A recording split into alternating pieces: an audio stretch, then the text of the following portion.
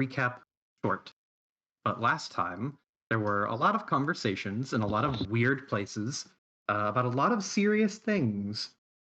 Um, Willow investigated the church in the town of Deepfield and talked to a particular interesting figure who was denoted as the sheriff, uh, who we have come to discover is not a fan of some of the things that have happened in this town as a result of the church from Termark. Gasp. Uh, Meanwhile, the resident lycanthrope uh, ran off to the woods, but not like into the woods, just like near the woods, and found a stump to sulk on and also destroy a little bit. And while enjoying the a little bit of solace or silence, they Maddie was quickly joined by Aang, who shared with her a bit of the things that haven't been shared yet, a bit of her past, and also a bit of Hawk's past. And while they bonded over that sort of mutual but different experience with a person whom neither of them had the full picture of, that person sat in a bar with Paige, stewing over drink and being just kind of a sulk. But while they were sulking, Paige trying to kind of alleviate some of the tension and help them feel a little bit better, Hawk stared at a book that was given to her by Aang, returned to her, so to speak. And she was staring at something in the book, which she passed to Paige. Paige not really reading it, but looking at it, the book, decided to. I don't know how else to describe it other than delve into the history of that book. I feel So, like another way to say it would just be, vibe check. yes, vibe check the book. Mm-hmm. Mm-hmm.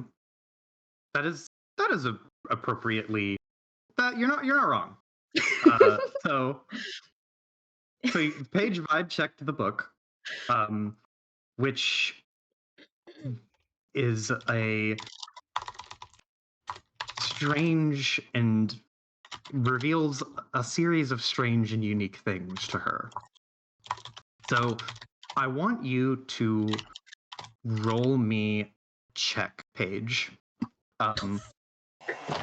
You are going. This is going to determine how much you get from this book, because getting the whole history of this book is going to be like brain melting, like a lot. But I want you to roll me. Let's see. Music. I'm waiting to see what the roll is, because depending on how much we get, it's going to be a good dose of several different emotions. But Paige, if you could roll me a percentile die. Oh. Yeah, a percentile die. We're gonna go with Call of Cthulhu rules here. So lower is better. And I want you to, let me see here.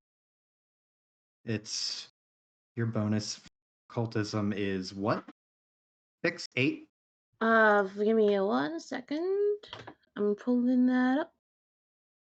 I can't read my sheet because dark mode. Give me another second. +6. +6? Mm-hmm. Great. So we're gonna go Call of Cthulhu rules here. The lower is better. Okay. Roll me a percentile die with a +6 in occultism. You'll need to get um an 8. Hello. You Hello. just missed the recap. Okay. Yeah. If you want to do So that technical math, it'd be 6 times 5 would be what I need to get under if you want to translate it to Call of Cthulhu. yes, but I'm going to give you the benefit of a +10, so it'll be because your DC puts it closer Mm-hmm. to like a Cthulhu-esque skill. So it'll Mm-hmm. be 16 times 5, which will give you an 80, like crisp 80. So you're very likely to succeed. Mm-hmm. So go ahead and roll me your percentile. Oh boy. I just realized I wasn't needed for my scrambling to get my dice, so I'm sorry for all the Tom and Jerry noises y'all heard.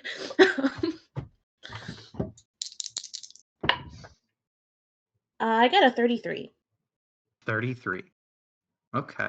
So you're going to get a pretty good helping of information. And so my understanding of this is you get a psychic impressions left on by the previous owners. Yes. I'm going to take a little bit of liberty with the word owner here. You touch this book, and the first thing that strikes your mind is distance. It's far, far away from where you are right now.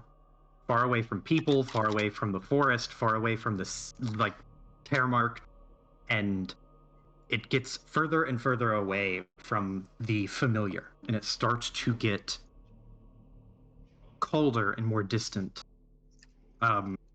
And you are you're not seeing anything right now. As you read the psychic energies from this book, the thing that you notice is that you aren't you aren't uh like being presented with a vision so much as your vision, your visual information is no longer going to your eyes, and you're just getting hit like wave after wave of sensation. And there is that distance and cold feeling that you get. And you start to feel like both claustrophobic and uh, agoraphobic at the same time. Like you are being boxed in a tall, boxed in a small, cramped space, but also like let out into this wide open field. It's nauseating, and there's a moment where you feel like lost in this tumbling darkness, like you're just falling and falling and falling and falling, and you can feel walls on either side of you, but no floor beneath you, and you just continue to fall.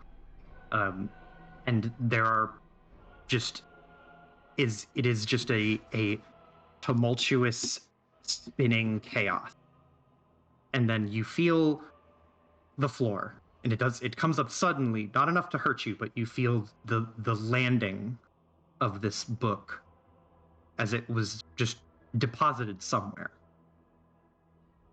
And there it waits on the ground, just forgotten about for years. And you start to feel that crusting age. You feel the ink and the texture of the pages between the binding start to yellow. And it strikes you now in this moment that it's very bizarre to think of the objects of such mundanity of like a book as having all of this memory and all of this experience, but without this little hint of talent that you have, you specifically, Paige, you would never have known. You would just pick up this book and it would be a book to you, but it has all of what it has gone through and all of the fear and loneliness it has experienced up to that point. We're not even halfway through yet. Up to that point is staggering. Um, and just as you're kind of coming to grips with that, you feel a presence. At first, it is near, and not quite upon you, but you feel like a firm hand as the book is picked up. And then, in a very bizarre way, it is almost like you are like looking out from the perspective of this book. Like your eyes are the front cover. And you look out and you can see the face of a woman who is probably somewhere in her 20s to 30s. It's hard to tell exactly. But she has orange reddish hair and she's wearing armor. She has a couple of bandages placed upon her face and her brow. And she has a sword on her back. Not a bright red sword. Just a standard kind of claymore. But the face reads familiar to you, having sat next to that face in the bar. It takes you a second to recognize it, but it's Hawk. It's Hawk's face, albeit some number of decades younger. But she looks at this book, and you can see out from the eyes of this book, she turns it over and looks it over again, blows on it, and a cloud of dust puffs off of it.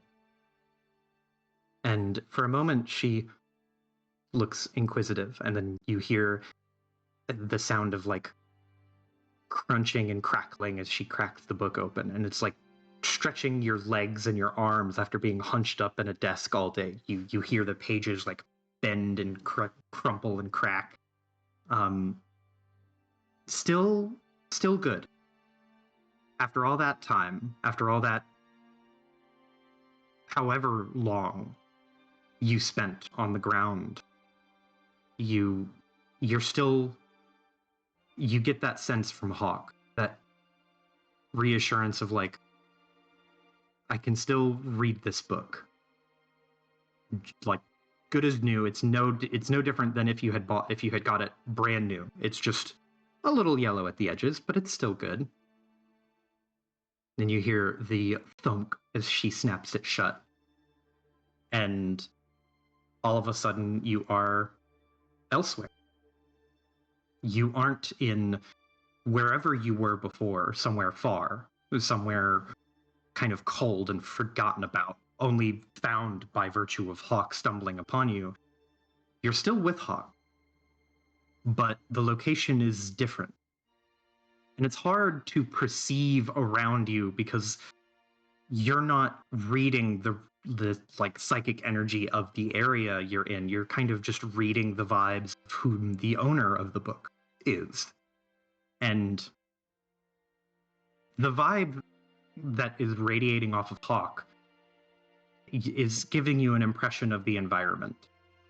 And you get this sense of like coziness and warmth. Somewhere safe and secure, but somewhere secret.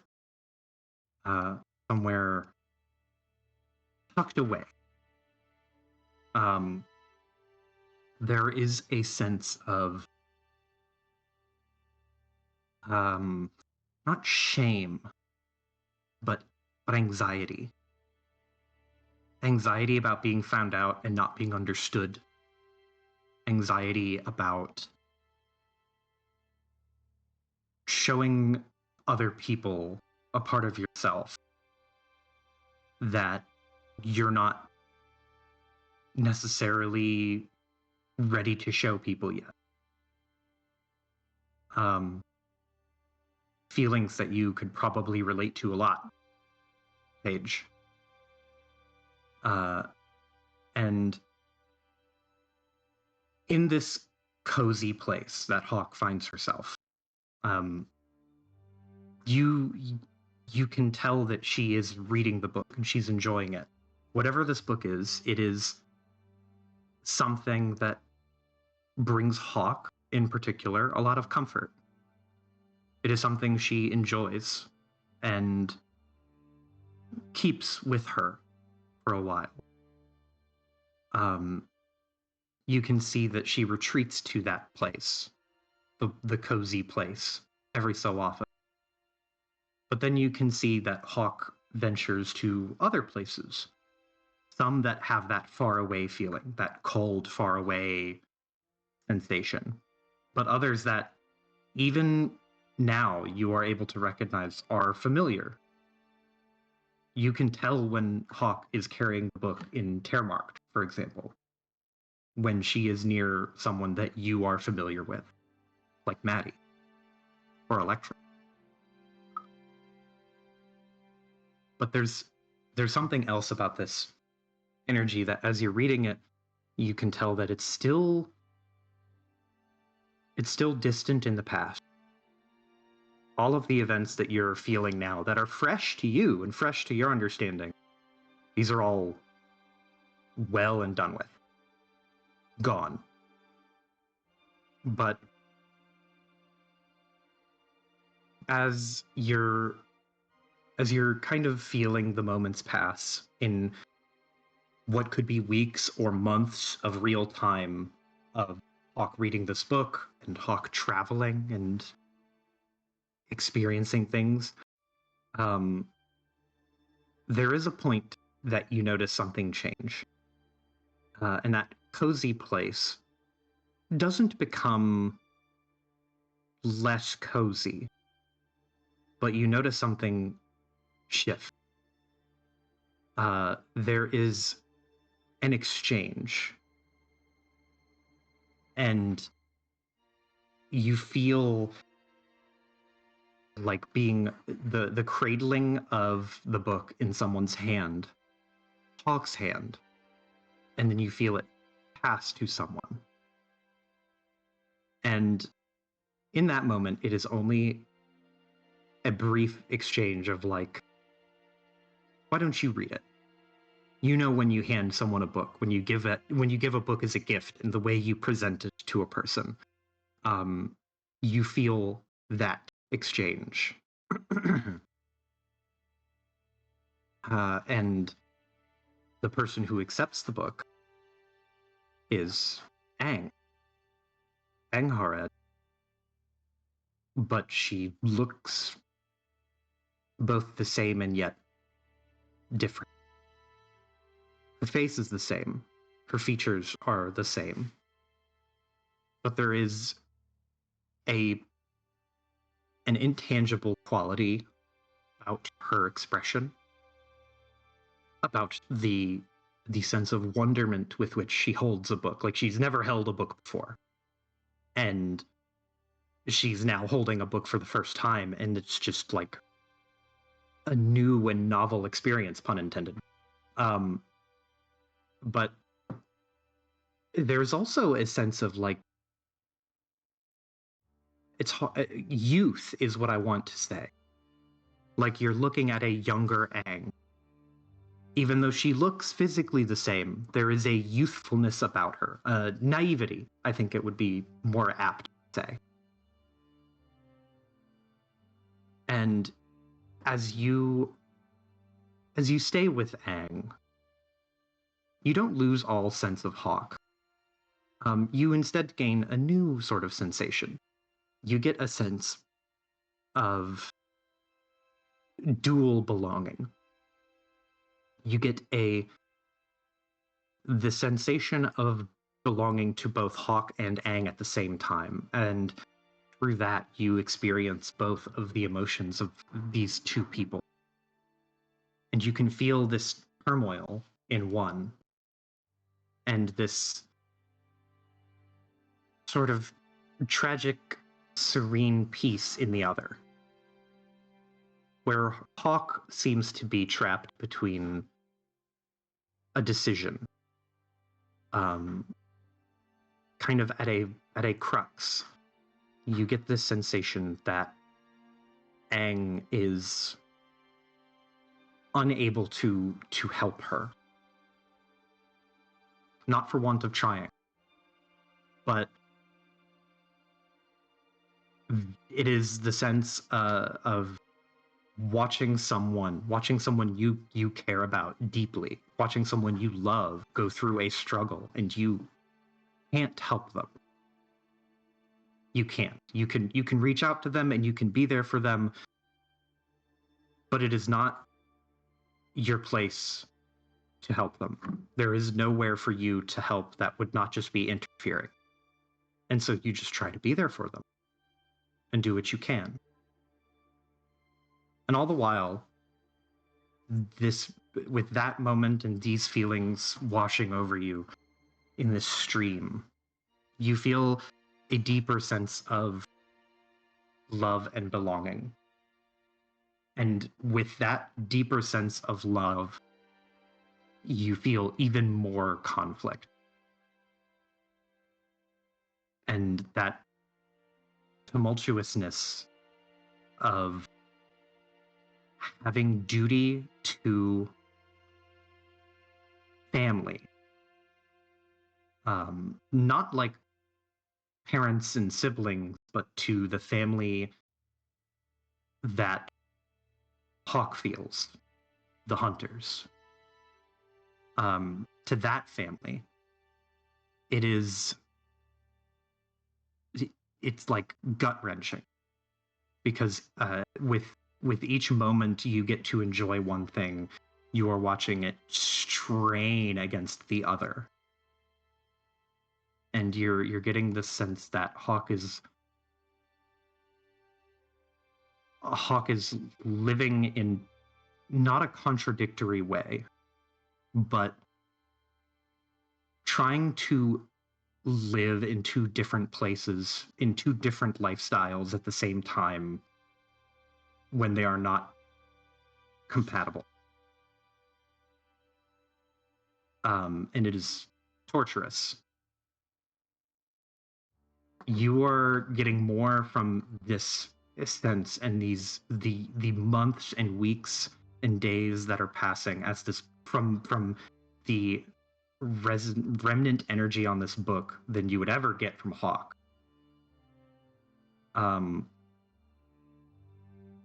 There are glimpses, very briefly, you get of struggles that Hawk had.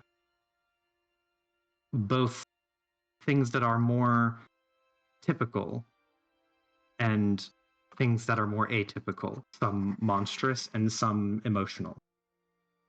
And you can see that Hawk is, at a certain point, kind of getting lost in the emotional,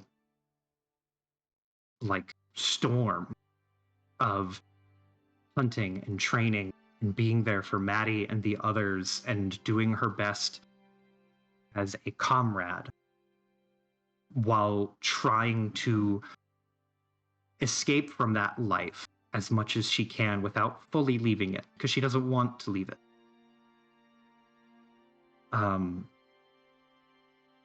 But as you are feeling that struggle grow and grow and grow, there's a tipping point. At first, it is the same sort of sensation you get when, like, it's the same sensation you get, explaining it more to the player than the character, the same sensation you get when you get a test back and it's not the grade you were hoping for. In fact, it's much lower than you were hoping for. There's a discovery. A new piece of information comes about, and with it comes a just torrent of confusion and questions and misunderstandings. And there is like an emotional dam that has broken, and all of the anxiety comes pouring out, and you can feel that in that moment both Hawk and Aang are getting tied up by what happened. Whatever Hawk learned shattered something fundamental about her.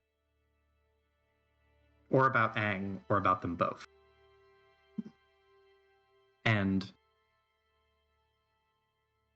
it is like a house of cards stacked too high, because once that fundamental thing is pulled out from underneath it, all of the tenuous anxiety that has been holding everything together and just weighing it all down comes crashing down, and Hawk can't hold it.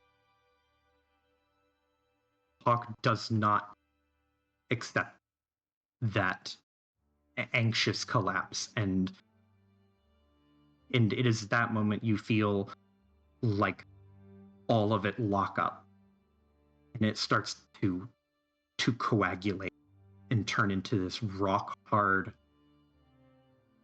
anger and hatred. And the love that is there,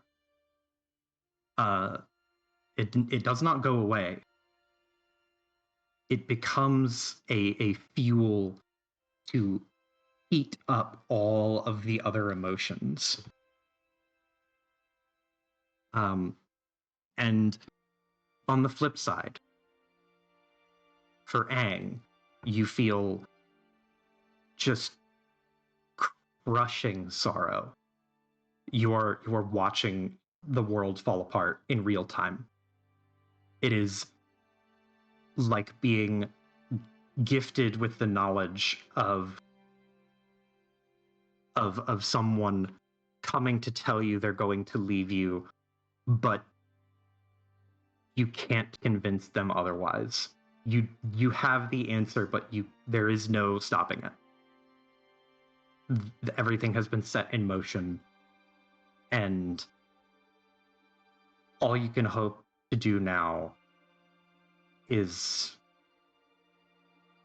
to survive.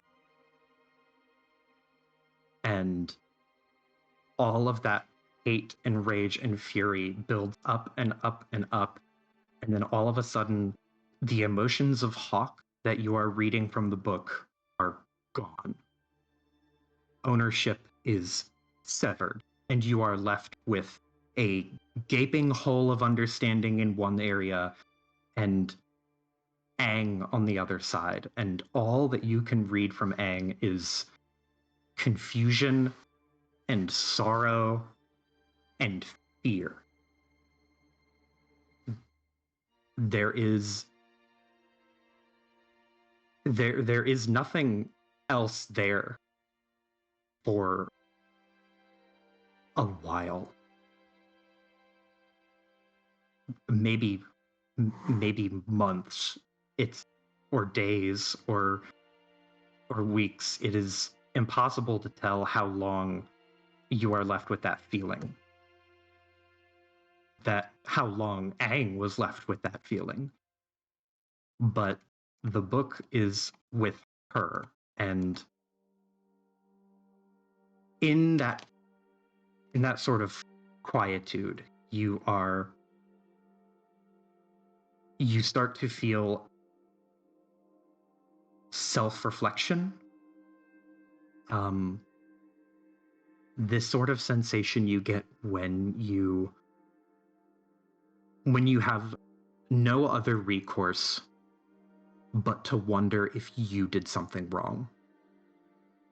When all of these things blow up in front of you, and moments before you thought everything was salvageable and you had all the solutions and you could fix it, and then all of it just crashes down, and you have that long quiet of, okay, I was wrong. So I must have made a mistake. I did something wrong.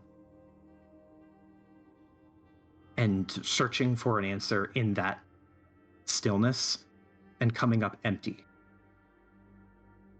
And that sort of searching emotion starts to lead you around, kind of at a loss.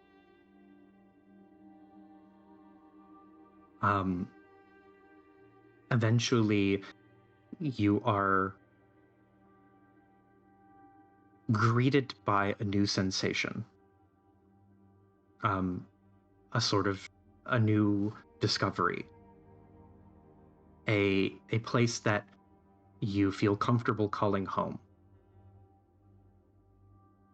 And the emotional attachment to the book that Aang is holding becomes so deeply powerful that it is like a lifeline.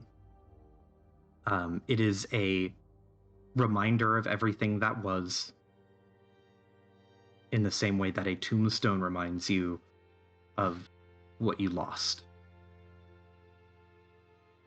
And buried underneath all of that is just a tiny spark of hope that you keep a secret. The hope that maybe if I do a few things, or maybe if I figure out a couple new strategies or something, I can fix it and we can go back to the way things were. And these emotions are cradled for a bit in a new home, or at least some semblance of a home. And then you feel a new sensation. You feel a pit, that deep, far away place. It feels kind of like that, but it's not because you are back in there. It's not because the book went to that location again. It's more that a deep pit appeared in Aang. A just catastrophically deep and dark hole that demanded to be filled and would not be ignored. And from Aang, you can get the anxiety and fear and confusion starts to rise again. And it's like somehow two different people. It's not. Let me just to be very clear, it is still Aang, but it is two different sides to this one person. The pit that demands to be sated, and the person you know. And there's that building, and it feels fast.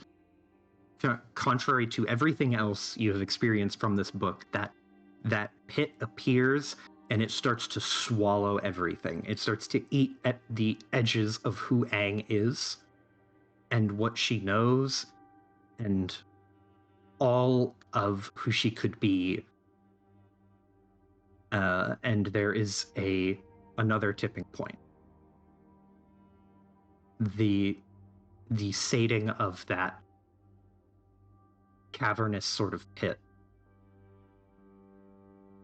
and the sense of sorrow of making a mistake. This deep, bone deep realization of maybe it was my fault. I was the problem all along. After all, I did this. Some fresh, new sorrow is planted upon her, caused by that pit, and left at the feet of Aang to bear the burden of. And the place that Aang called home, the home that she found away from Hawk, is no longer a home. You can tell from the rejection and from that familiar now loneliness.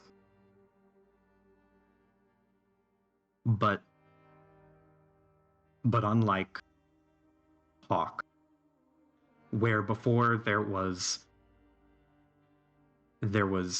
fear and confusion, now there is sorrow and fear and then pain.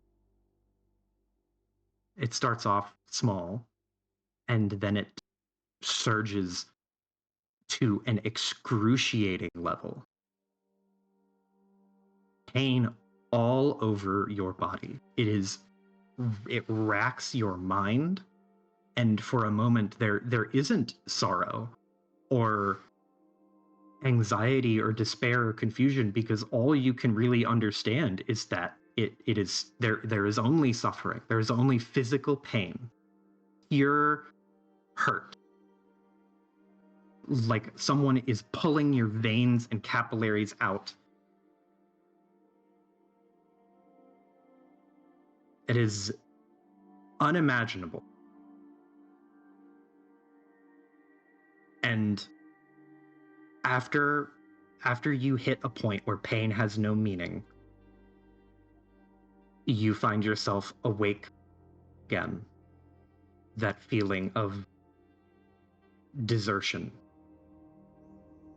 and hollowness. And you don't know where to go. There is no home for you with Hawk. There is no home for you with this new group of people. And before you have a minute to yourself to consider what to do, that pit comes back. And it comes back with a vengeance. Like it was never sated before. The pit comes back, and it's wider and more yawning and demanding than it had ever been the first time. And there is no emotion. The pit gets so wide and so massive and swallows up everything until there is no sensation at all. Until some amount of time passes and you are greeted with the sense of waking up from a dream. You find yourself awake and foggy-headed, a little bit lost, and then a realization dawns on you. There is a discovery, and you know the sense when you look down at a cliff and you get woozy? It's like that. You feel this look downward, and your stomach just drops, and you feel cold. And where there before would be confusion and fear, there is only this primal understanding of, I don't belong here. I don't belong anywhere. So I am going to go away. And I will just stay away. And so you go away. You go into the woods. And in the woods, it is a loop, like a cycle of meandering and remembering, nostalgia, and then the pit, and then nostalgia, and then the pit. You remember, and then there's just infinite, bottomless darkness. And it is like that for years. multiple years of knowing nothing except fond memories and the hunger of that pit. And interspersed throughout, you never lose sight of that little tiny spark of hope that you buried deep beneath everything else. You didn't forget about it. You just waited until you could figure out what to do.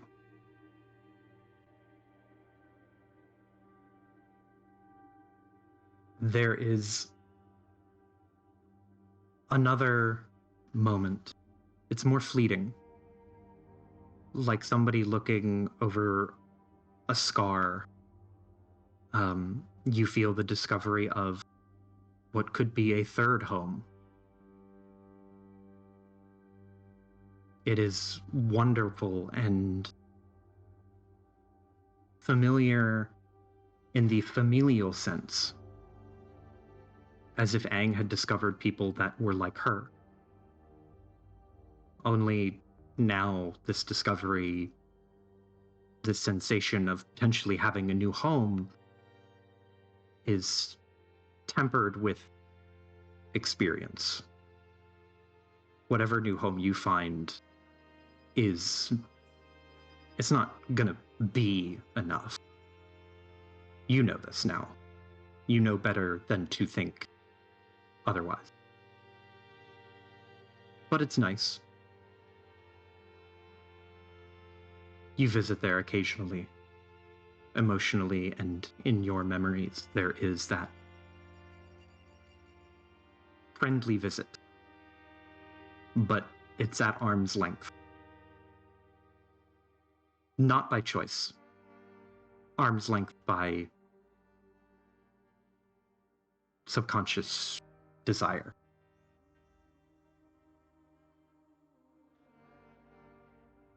And then you fall back into that cycle of remember and pit. And it stays like that for another couple years. And at the end of all of it, there is a sense of recognition that you get, Paige, because you know exactly the moment when Aang sees Maddie.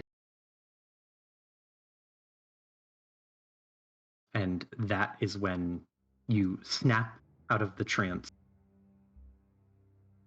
of the book.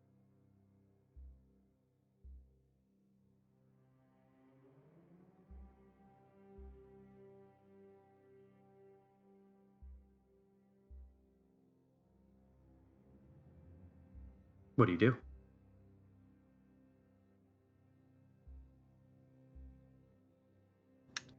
Paige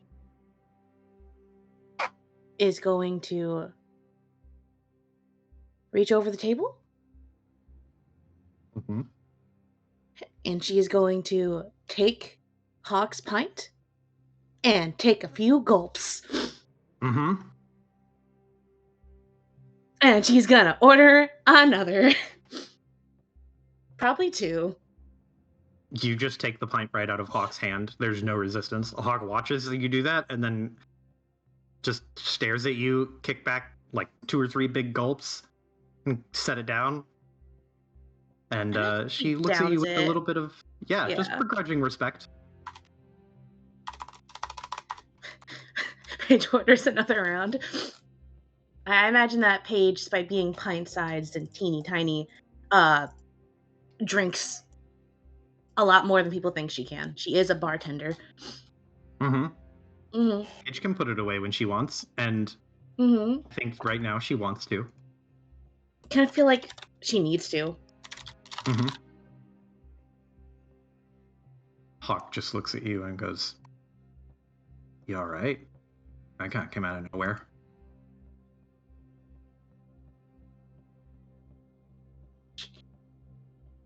Uh, think that I have a headache. Is this time is my turn?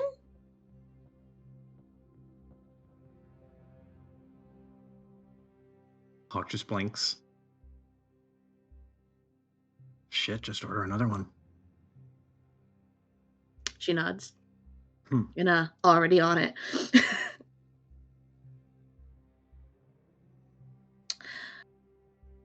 And she's just take a piece of bread and just kind of nibble at it. Very small little nibble bites as she tries to fucking process all of that.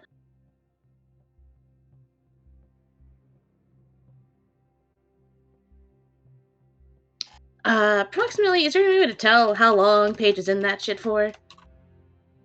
Less than a second. Okay. It happened the moment you decided to read the energy of the book. You were hit with all of that, and you got every last bit of that information in between the exhale and inhale of your next breath. Cool. Well, you said there's like handwriting in it, right? Yes, there is a single, what looks to be about the length of a sentence handwriting. Okay. Well, Paige is gonna point to that. And you know what? She's feeling a lot of emotions that aren't even hers at the moment. Um, so she's gonna point to it and ask Hawk, so, what is this one say? Hawk turns to you and just kind of, you can see just half of the emotions that you just experienced over the course of 20 plus years of lived experience from multiple sources. You see a flash of that go through her eyes, like she's remembering something, and she she pauses and says, I wrote that to someone. It says, she seems a little reticent to say it.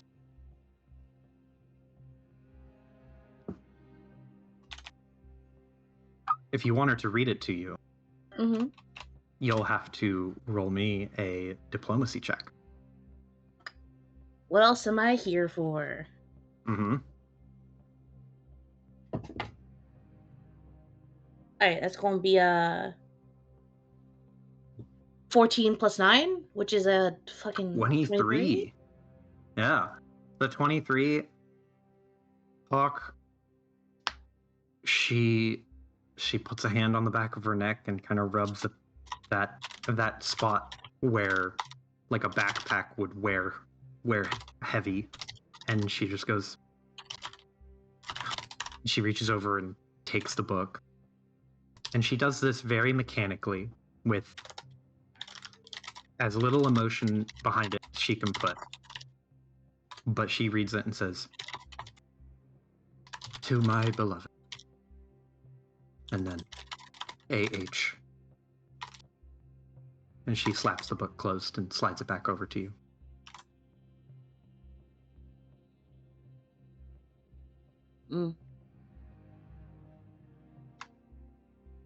Well, Paige will take the book and kind of just leaf through it. She can't read a single fucking word, but I don't know, just the gesture, I think, of just flipping through the book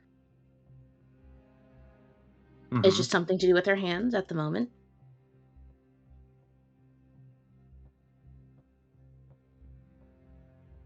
Okay. Zenko? So, your feeling it's a bit better? Hawk. The bartender comes and sets some drinks down, and then nervously hustles back away. The Hawk just takes one and like she props the edge of it up with her finger, so she's balancing it a little bit, and just goes, I feel about the same.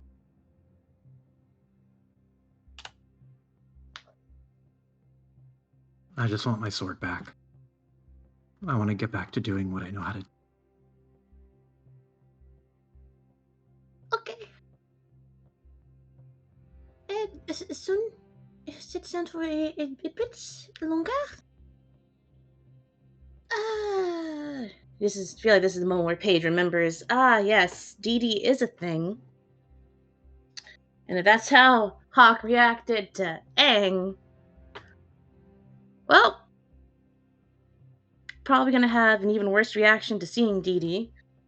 I assume so, at least.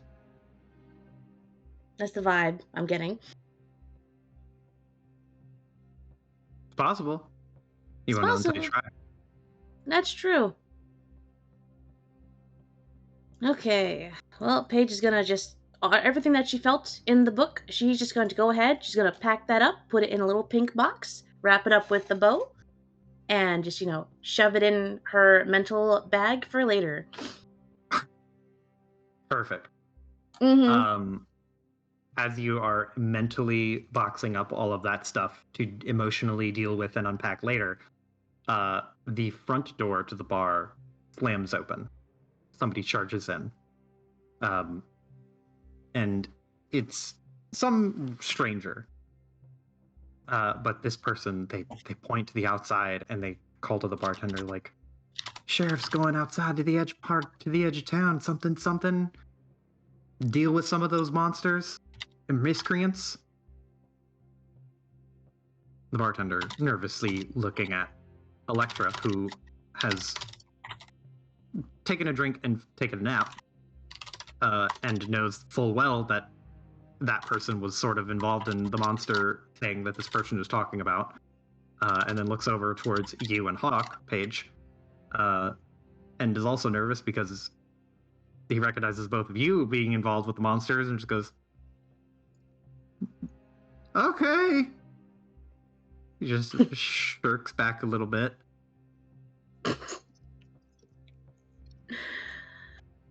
Okay. Well,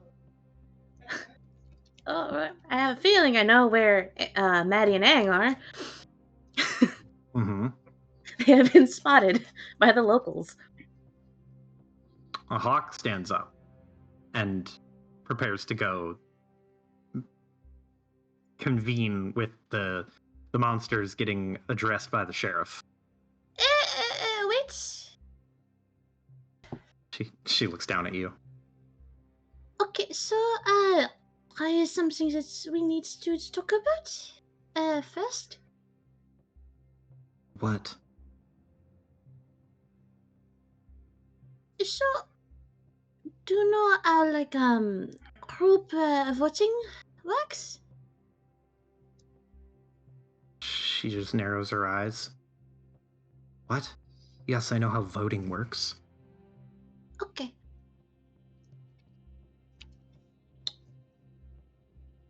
Do you think that you are in a state of mind to not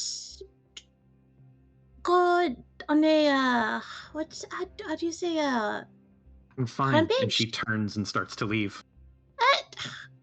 I need to talk to you about Stevie. She catches her attention with that. She stops and turns around and just like, "How do you know that name?" Can you sit back down, please? You're very tall. Roll a diplomacy check. That's a 19 plus 9. Sit the fuck down, Hawk. Please, respectfully. Hawk looks at you, and they're like, Paige, you have an 18 perception, so you can see this without having to roll for it. Hawk, like in that moment of mentioning Dee Dee's name and getting her to turn around, she pivots on her heel, and you can see the gun clasp to her shotgun comes up, like she's ready to grab it and draw. Not to draw on you, but like her instinct is Where like, the I fuck have is to Edie? kill. Yeah. Yeah, and so you tell her to sit down. Um, she she's like her eyes are doing that thing, that wild-eyed, like dilated pupil ass, where's the target kind of searching. And she goes, "Hey, fine." And she'll walk over and she will sit not beside you this time, but across from you. And you hear the like skirt of the chair as she pulls it out and sits in it. And she sits hard and will lean on the table. And she's not trying to be threatening to you. She is not intending to come off as a threat to your well-being. But she is still a little bit threatening to you by virtue of just her aggressive posturing and size and demeanor. You can tell that she is now like keyed up at the mention of Dee Dee, but she is listening and she is doing her best to be very patient. Mm-hmm. Well, cat's already semi out the bag. Mm-hmm. Paige gonna take another sip because she's gonna fucking need it. Uh, so, Zach, is a situation going on? Do you want to see a story, or do you want me to, what is it? Don't want to read, so you make it super short? Cliff notes. Yes, this is notes. You can give me the cliff notes if you just tell me where she is. I'll deal with it. Complications on that? So, the group voted to go to her, or it, whatever she claims to be. And they wanted to use tracking abilities to find the girl. So they made a deal to work with her temporarily to track her and find Fuck. her. Fuck. She puts her head, like balls her hands into fists, props up on her elbows, and puts her forehead to her hands, and she's just like, Mother, was this Maddie's idea? She was the deciding of what, if that's what you're Of asking course she for. was. She's like rubbing her temples, like, God, this is why I recruited her. I recruited you all. Help me look. I know I didn't want this either, but we have the DD with us, so that You have is her. a thing. You. Oh, okay. Okay. What did you promise her? Uh, so if I remember, the deal was that she could be with us outside of a little cabin. If she stays near at least one or two of us at all times, she cannot hurt us or attack any people that we would Hawk spins deem friendly. around and like scans that you say like near you, and Hawk's like, wait, and she spins around like Dee's going to be in the room. She is not here right now. Okay. This is why I wanted to tell you before. You just, run into a, surprise. It's not a good one. But the deal is that we cannot hurt her, and she cannot hurt us or any innocent people.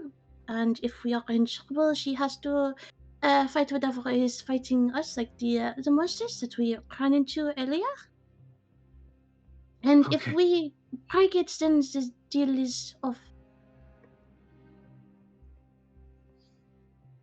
Hawk just like it rubs her temple and balls her hand into a fist, and she hits the table, and it makes all the drinks jump and a little bit slosh, and she's just like, God damn it.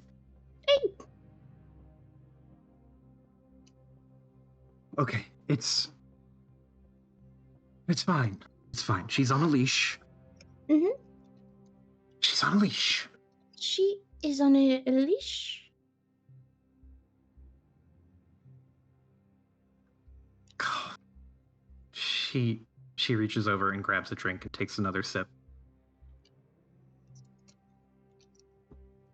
And you can see like the kind of glint in her eye, her mind like going elsewhere.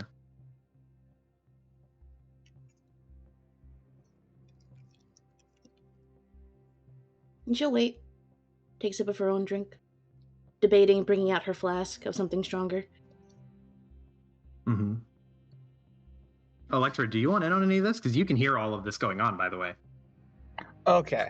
Waking up from her whiskey nap. I was told I was taking a nap, so sorry. I wanted to use past tense of nap. Like you took a nap. Okay. You were good. So yeah, you can jump in at any point.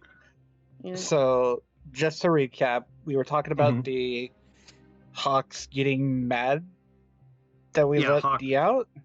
She's worked up about it, but Mhm. Paige was like, okay, you worked out a deal. She's on a leash. She can't hurt anyone or you. Stipulations notwithstanding, she is very much in a controlled environment, and Hawk is not happy about it. She was about to go on a fucking hunt, but now she's like, okay, great. At least she's on a leash. And she 100% is going to pin this on Maddie, because Maddie is the one that she has the most experience with, and she's going to be like, why the fuck would you do that? In Paige's defense, she Right. did not say it was Maddie's idea. She just said that Maddie was the deciding vote, because that is just a factual statement. Yes, and Hawk is taking that the complete wrong direction. Bruh. And I wasn't here last session, but Hawk's like a youngster now, right? She's not a youngster. She has slight color in her hair. She looks maybe like 5 years younger. She has not seen herself yet. Okay.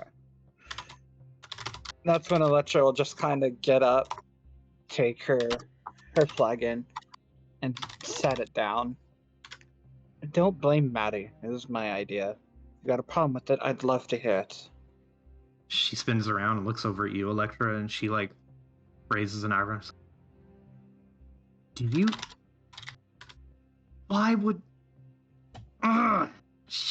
She like grits her teeth and is doing this like frustrated, like curled finger, doesn't know where to put her frustration. She's like, kids are gonna be the death of me. You're the one still in the fight. You wanted this thing found, right? Yeah, I did. So stop whining about how we get it then. Paige has already told you she's on a leash. Paige has already told you she's on a leash, so calm the hell down. She is just like grinding her fist into her forehead and her temple, and she is just like, I'm calm. I'm good. I just,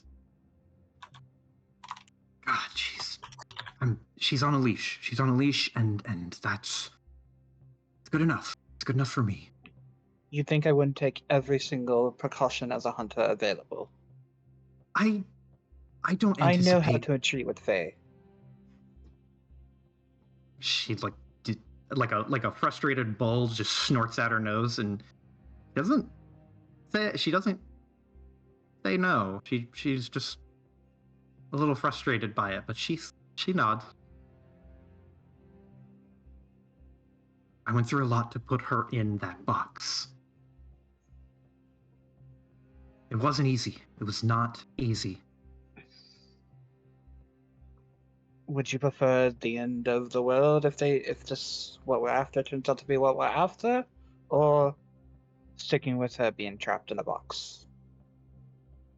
She wipes a hand over her face and like it kind of tilts her eye patch a little bit. She just goes, I don't know. I don't even know if the end of the world is that's too big. And Hawk looks over and sees the bartender, who again is just plastered up in the furthest darkest corner of behind the bar and like sitting on a stool, just trying to look like he is not there.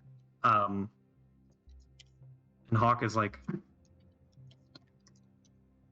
can we go find them? I'm And she turns to Paige. She just goes, I'll be good. I'm not going to attack Dee Dee. I'm not going to upset your bargain. Okay, good. Because if we prices, I don't know if we could, find her. So, if you have any tips on that, if the worst happens, it would be nice. Hawk, like you see her get that 1,000-yard stare, and she is like, if she gets away, if the deal goes sour, if it goes sour and she gets away, the only way you're going to be able to find her is when she piles up bodies. You're going to know by how many people end up dead. And it's going to take a lot of work. But, and she looks over to Electra and nods and just goes, I'm not going to be the one to fuck up the deal. Right? As much as I want to put her back in the box or sever her head from her neck, I'm not going to do that. That would be just cause problems right now. You did good. She doesn't say that at Electra or Paige in specific. She just kind of says that. Looking on, kind of staring at the table, and just goes, you didn't need me to make a deal. You know what you were doing. But if it's all the same to you, I'd like to get everyone back to go over our notes, see. We all know. I was waiting on you all here, and then something happened. She rubs her head. And now I'm here being consoled, and she gestures to you, Paige. No offense. You're a great pink therapist. Paige does not take offense. Add that to her job description. She nods. She gets up, kind of stretches a little bit, sitting down for a hot minute. Elijah just finishes her drink, sits down.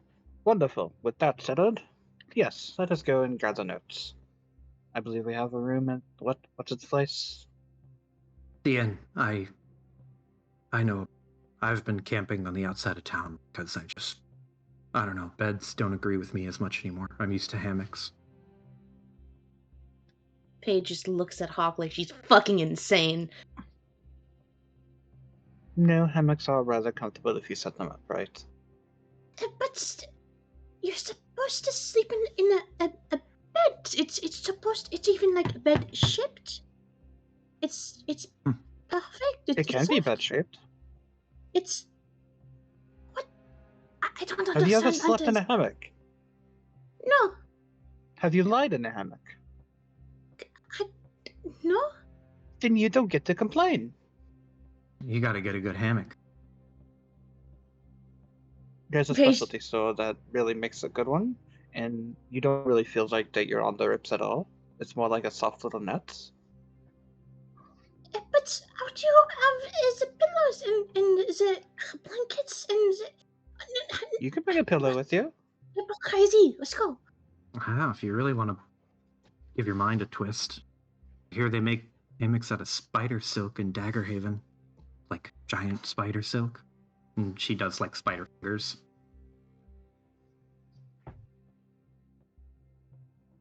We are leaving. She picks up two mugs from the table, and she looks at the bartender. She goes, I'm taking these. I'll bring them back. And if I don't, she puts both mugs and like wraps her fist around the handles, reaches into her pocket, and pulls out a fistful of coin. and sets it on the table and just goes, "If I don't, you can keep all of this."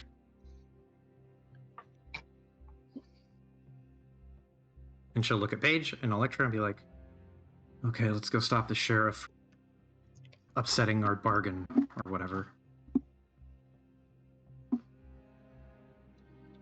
But the sheriff is doing his job. I don't remember her name, but I think the sheriff here is vampire of some kind. Cold blood weirdling. I don't remember. She's a young. Just kind of waves her hand dismissively. Okay.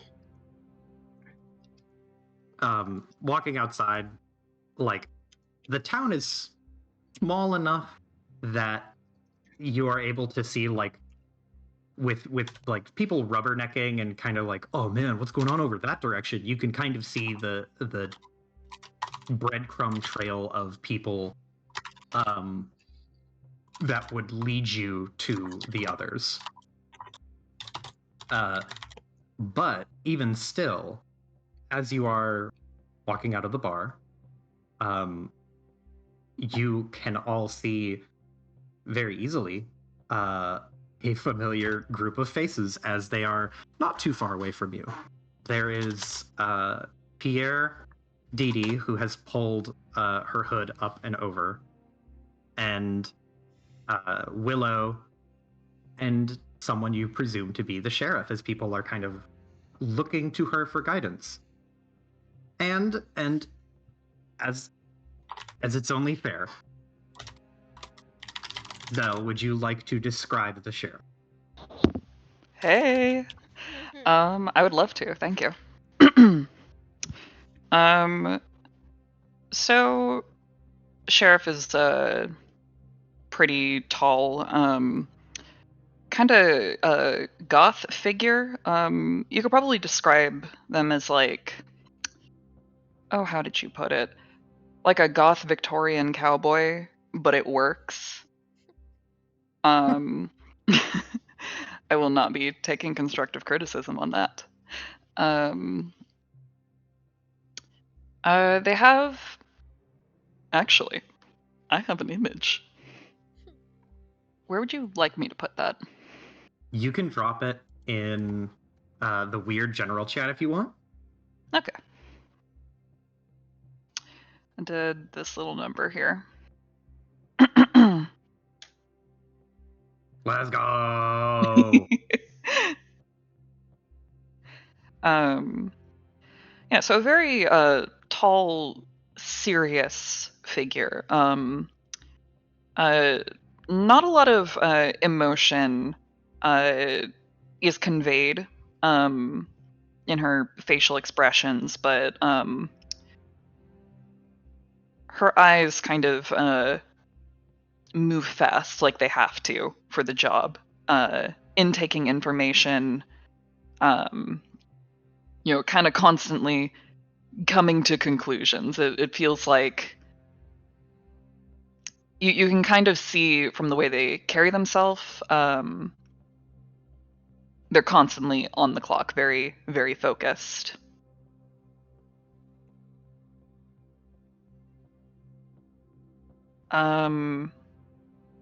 So we're kind of walking through town, right? Mm-hmm.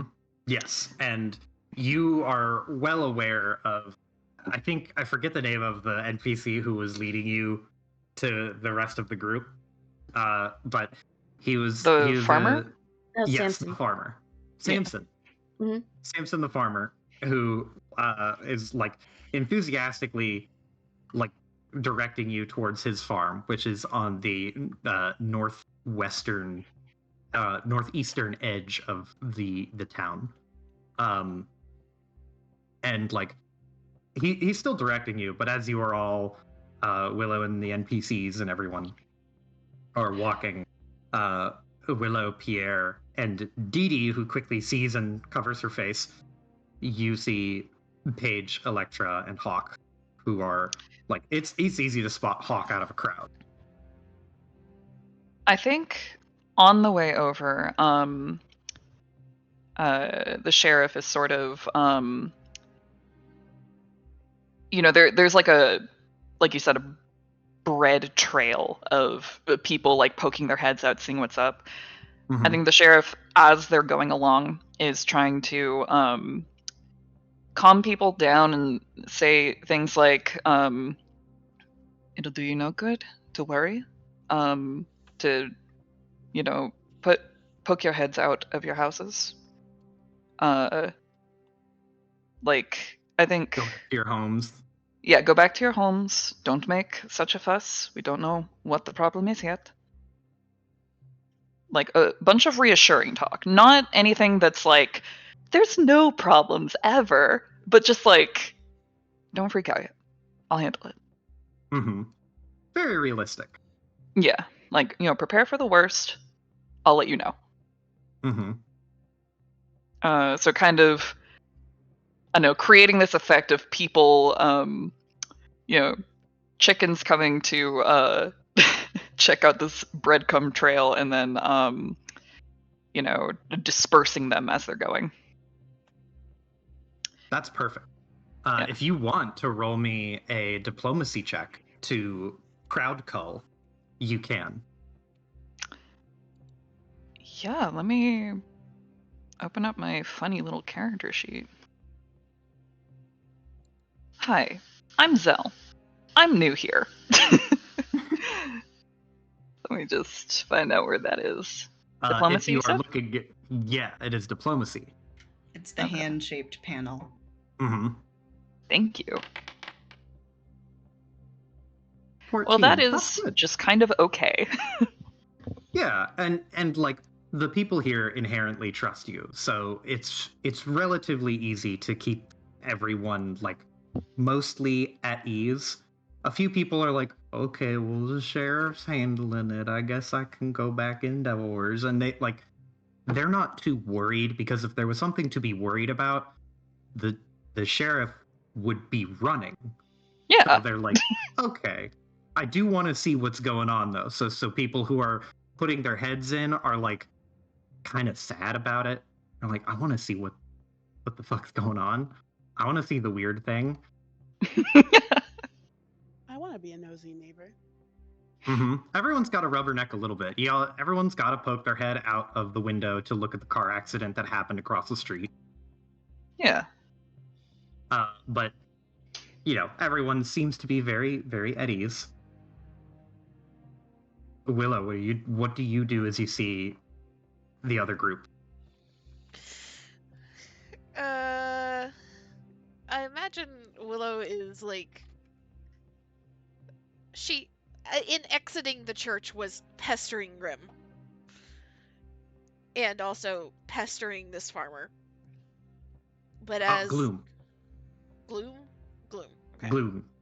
I remembered it was G something. The sheriff introduced himself as Madeline, but everybody in the town calls them Gloomstalker or just Gloom. See, Zell, the thing you learned very fast about me, I don't remember names. Oh, that's totally fair. You're lucky if you have something that sounds vaguely in the same realm. I'll be here to remind you as you need. Remembers Radish for an entire campaign. Yes, Radish. Was originally pestering them, but as they started to deal with the townsfolk and everything, just kind of calmly stepped back, was just observing. Because she's not going to get in the way of that, especially considering the fact that she is already leaning on their good graces to not freak out. But can you remind me? I'm so sorry. I didn't mean to cut you off. Sure. What? Can you remind me what you told Gloom you were doing in town? That she is helping some hunters, but it is the hunters' prerogative of how much they tell Gloom. Okay. But that she is also interested in chatting about any trade deals that might happen, as she is a Delane. But specifically like about the situation for the campaign. That if you want to know more, you need to talk to the hunters because they're the ones in charge. Largely because Willow was not going to touch that topic without the group around to like yay or nay things. Yeah. But she is aware that the group that includes the hunters that Willow is with is the ones that have caused all the problems both by the bar and out at the farm. Ah. Yeah, she's like, we've wrapped up the one at the bar. They didn't do any damage as far as I'm aware, other than maybe like a broken chair, because hunters are really good about moving shit away from the alcohol so they can keep having alcohol. And the ones out by the farm was established, they've only been like just tearing up the wood pile, which means they're probably harmless as long as you don't like go mess with them and poke at them. But yes, Willow and Pierre and Dee Dee do know them. Okay. But Willow probably stepped back in a way to let Gloom handle the townsfolk because they're not going to listen to her, and she's not overly interested in like trying to get into all of their good graces at the moment. But as soon as she sees Hawk and Paige and Electra starting their direction, she'll just very subtly place herself in between Dee Dee and Hawk and just kind of hands or like arms crossed loosely across her chest, slow down and kind of tilt her head up in a little nod gesture towards them. Well, I see that we have handled whatever it was that they were talking about at the bar.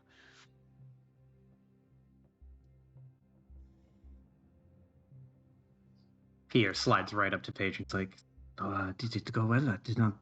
Oh no, she seems really upset.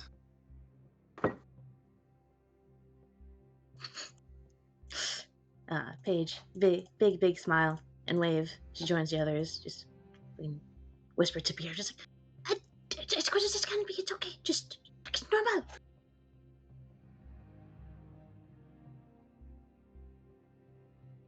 Everything is settled on our end. We're gonna go to our end to talk for a bit.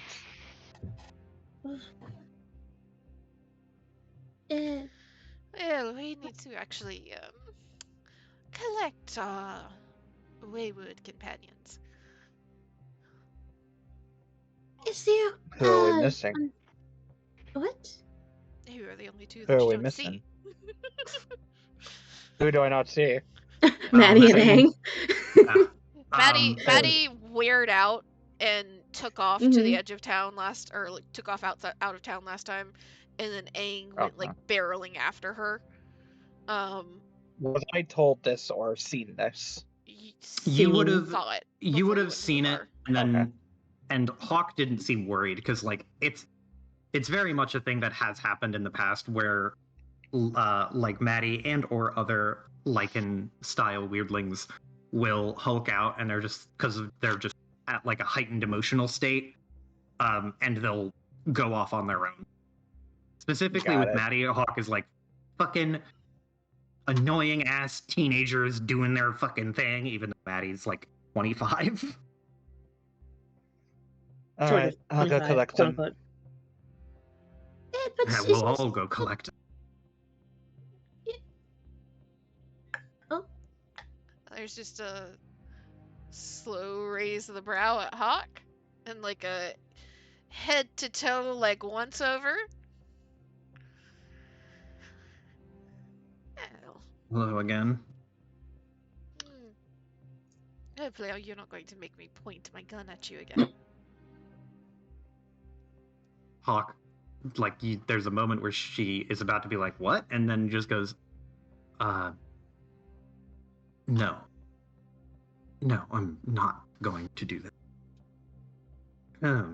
A little embarrassed, and she looks over to Gloom, and she just goes, "You're sheriff around here, yes?" Gloom is rejoining the group after dispersing a couple of onlookers. They tip their hat kind of respectfully and just respond, "So they call me." Yeah. Okay.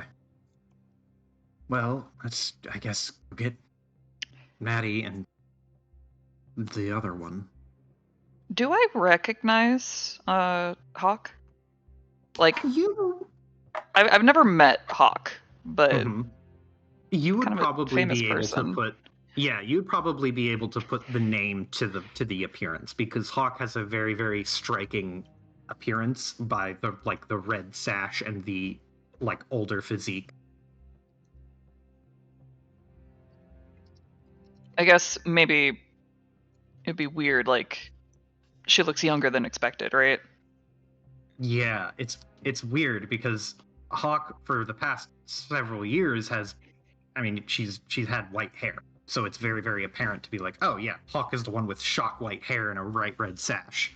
She's like an old Red Riding, but now she has a few colored strands in her hair, so it's like, are you Hawk? You could be. You could cover up some of that red with white if you really tried. I think that sort of glint of recognition crosses Gloom's face, with just that shadow of uncertainty. They sort of give Hawk the side eye, allowing her to introduce herself. They go, "Then you are..." Hawk nods and just, I'm Hawk. Yes, Alexandria Hawk.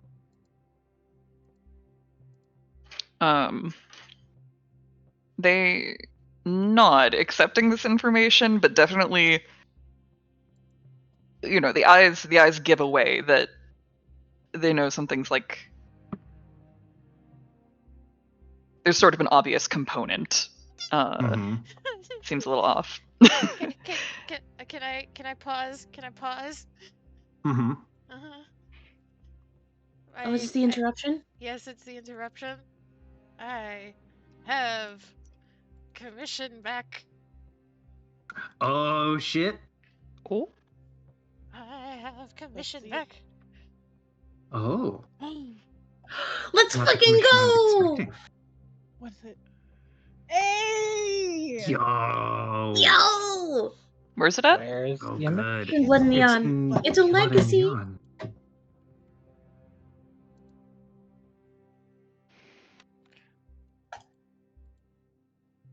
This looks so sick.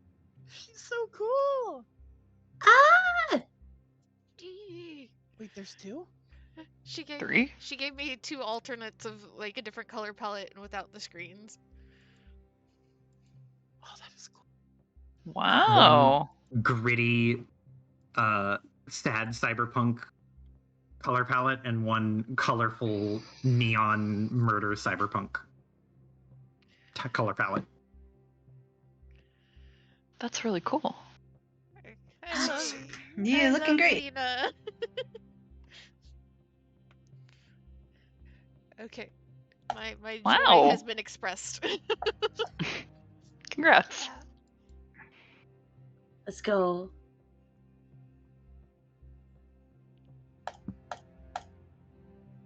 Okay, I think so. Yeah, they accept this information, but there's a clear, like, if you say so in their eyes. And they just go, Sheriff Madeline, but you can call me Gloom, as the residents in town do. I believe we have more pressing matters to tend to. Yeah. We have pressing matters to attend to. Nothing a sheriff would need to involve themselves with. You're right. I have pressing matters to tend to. We just happen to be walking the same direction. Hawk, gives you a raised eyebrow at the the strange look, but will say like, just don't arrest her if you can help it. Though a night in jail might straighten up her attitude. She's done nothing to be arrested for, so no, that won't be happening. Have you been with her? I don't need to be with her. Madigan's the most capable hunter I know. More than the old coot, at least. I She think gives you a snide look. She doesn't disagree because she's just like she thinks Maddie's incredibly capable, but she's just like, call me an old coot. Willow just kind of like lifts a hand, kind of interjecting herself into this, stepping forward just a little bit, still trying to keep a space between Hawk and Dee Dee. Hey, Electra. Hey, fuck, where's my accent? We'll get there. Electra, she is allowed to be a little protective of her town. all of this is just extra babble to Gloom. They sort of tip their hat to obscure their face as they turn and continue walking as you talk. And there she goes. Okay. And Willow just arm kind of behind Dee Dee, ushering her forward, catching up. Dee Dee, who has tried to keep her mouth buttoned this whole time, but like Willow being right next to her, you can see that she is like itching to start chatting it up. Like her being quiet is suffering. This is beauty to Paige's ears. She'll follow Willow. Be like, all right, let's go.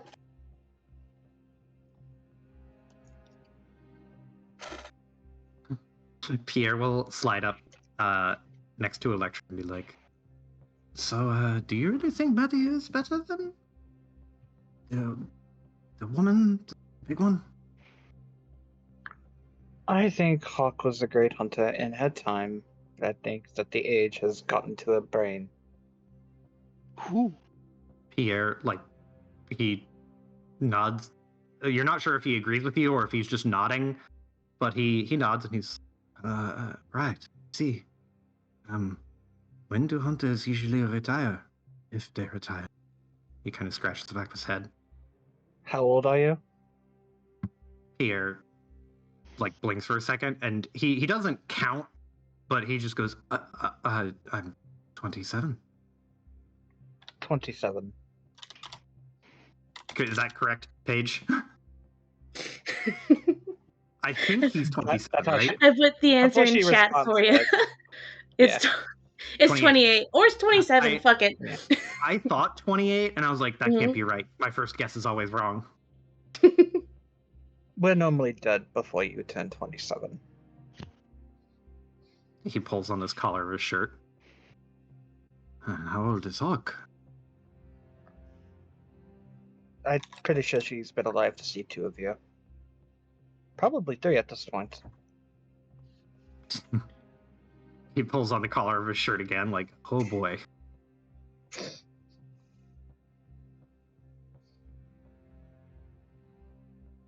But yes, I do believe Maddie is quite the capable hunter, to answer your original question. He considers that. You can see him, like, kind of chew on that thought about, like, Maddie being a capable hunter, how, given how old Hawk is, how she's still, like, regarded as this incredibly competent figure, but, you know, potentially aged out and in need of retirement or something, and he's just like, oh. And he's just kind of pondering to himself. But was there anything else anyone wanted to do before we reconvene with the other two? Well, Maddie and the other one. Mm-hmm. Maddie and the other one. I'm sorry, okay? You did this No, to it was yourself, just thing. it was just Hawk did it, and then everybody was talking about, oh yeah, Maddie ran off. And I was just like, wait, but Egg also ran off. It was mentioned that you went after her. Like that was mentioned. Mhm. I'm sorry, Hawk doesn't remember your name. No, it's fair. It's fair. Mhm. I I think imagine- that the only Go ahead. thing Paige will want to do is just apologize for her companions to the sheriff. Gloom is walking ahead with purpose, Mhm. but perhaps maybe conspicuously, just the tiniest bit conspicuously, not so far ahead that like they're out of earshot. Oh, you're not getting fucking out of earshot of Willow. Willow has plans on fucking annoying you. Oh, good. But yeah, as soon as like Paige catches up with, I imagine eyes locked on Gloom. Target. Willow will just kind of like tilt her head a little bit in Paige's direction, catch her attention. Yeah, she truly forgot everything then, I'm assuming. And then Paige was ready to just fucking double time it to catch up with these fucking long-legged people. Pause on that. And she just nods. She forgot everything that has to do with Sangad. Everything else is there, though. Oh, this is going to make everything so entertaining to deal with. That is one word for it. Mm.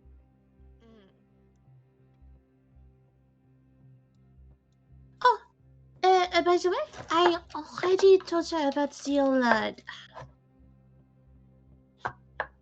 DD situation. Oh, good. And she hasn't attacked you yet, so maybe you get to keep your head. I wouldn't want to test her, though, so... Are you saying this loud enough for Hawk to hear? I was just about to ask, is this a whisper or? I would assume so. Okay. The first question was, Mhm. Willow is less conspicuous in her responses. Mm-hmm. Hawk hears the something attack her, and you can see just Hawk's face just kind of sour. She doesn't say anything. She just gets like surly looking. Willow just kind of like will actually reach forward and like tug on the back of Gloom's sleeve so that they are like pulled back just a very half step and firmly paying attention. And let me introduce Paige, Pierre's sister. They don't stop walking, but they shoot a very sharp look for a moment Paige's direction. They tip their hat quickly and just say, "A pleasure." She nods back. She tips her hat. She has a top hat on. I think you can kind of see Gloom's eyes do a once over on you, and then do like a very quick twice over. What does that mean? Perhaps it's not clear in character. Out of character, it is because of all the pink. All the pink, yeah. The first Yeah. was a perception check, the second was an insight. Yeah. Yeah, small pink bundle, big smile, top hat on, fucking top hat on that she tips back. Hello, it's a pleasure to meet you. I just wanted to apologize for the other's attitude. Apology duly noted. Nod. Another tip of the hat. There's a little Except sigh. in spending. From Willow, who shakes her head. I shouldn't say harmless, they are hunters, but well-intentioned.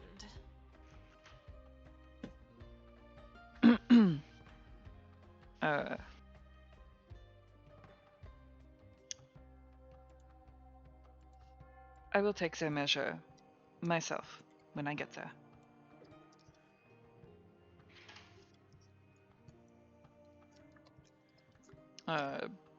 Eyes ahead, they're still trekking on.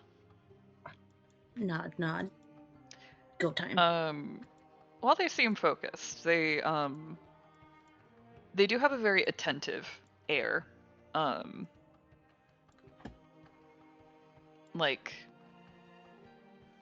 they are genuinely listening to what is being said. They're just on the clock.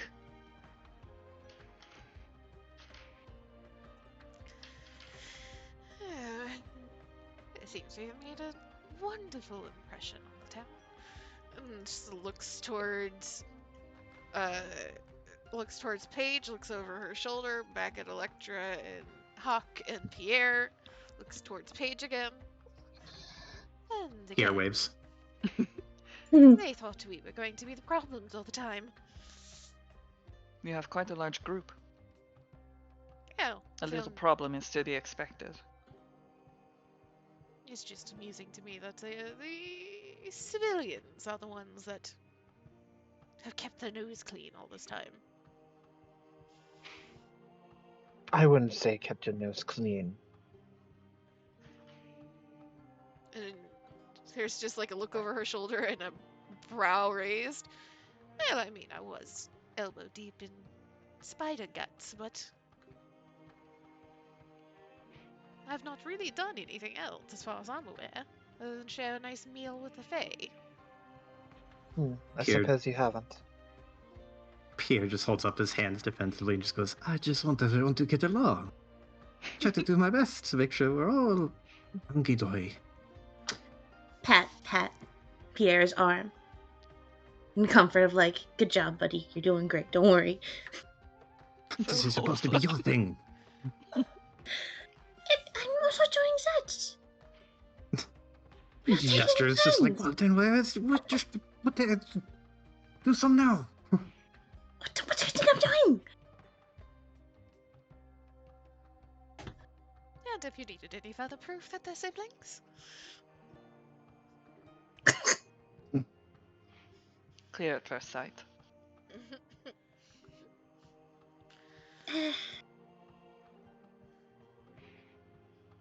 It is but a brief 5-minute walk, maybe almost 10-minute walk, to get to the little bit of farmland where, from the edge of the field, you can see two very, very distinct non-human, well, not non-human, one distinctly non-human shape standing next to one vaguely human shape. Is she still long limbed? Because she doesn't know that people are watching, yes. Slender gonna- man hours? She's gonna schloop those right back in the second she sees everyone else. Do we see the long limbs before the schlooping? Yes, you do see the long limbs before the schlooping. I think the important question is, do me see the long limbs before schlooping? I also think that, I don't remember if it was said directly or if it was implied, but that they are weirdlings. Like, that would have been like, yeah, they're weirdlings. So there should be some sort of like understanding on Gloom's behalf of like, they probably look really strange. On top of Okay. just what the farmer was like, there's two monsters breaking my shit. But you clarified they're weirdlings? Yeah. Yeah. Okay. You would also definitely recognize Gloom. You would definitely recognize the were creature standing like 7.5 feet tall. Her name was said before, and Maddie. Yeah. Mhm. No, I know.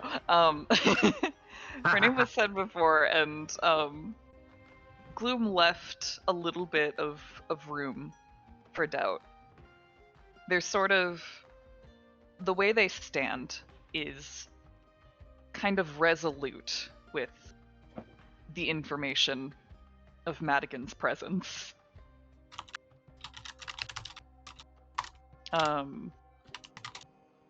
I think If it is okay, God. Could, If it is okay for you to eat your mic.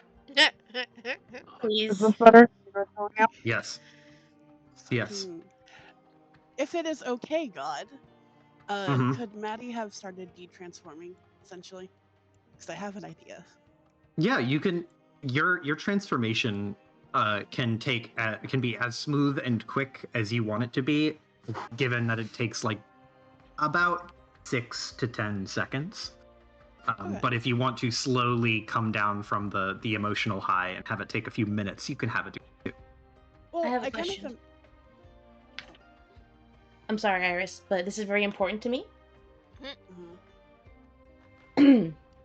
When Maddie de-transforms, I forgot this is established already, but does the hair like recede magically, or does it just like fall off and shed? See, funny you mentioned that.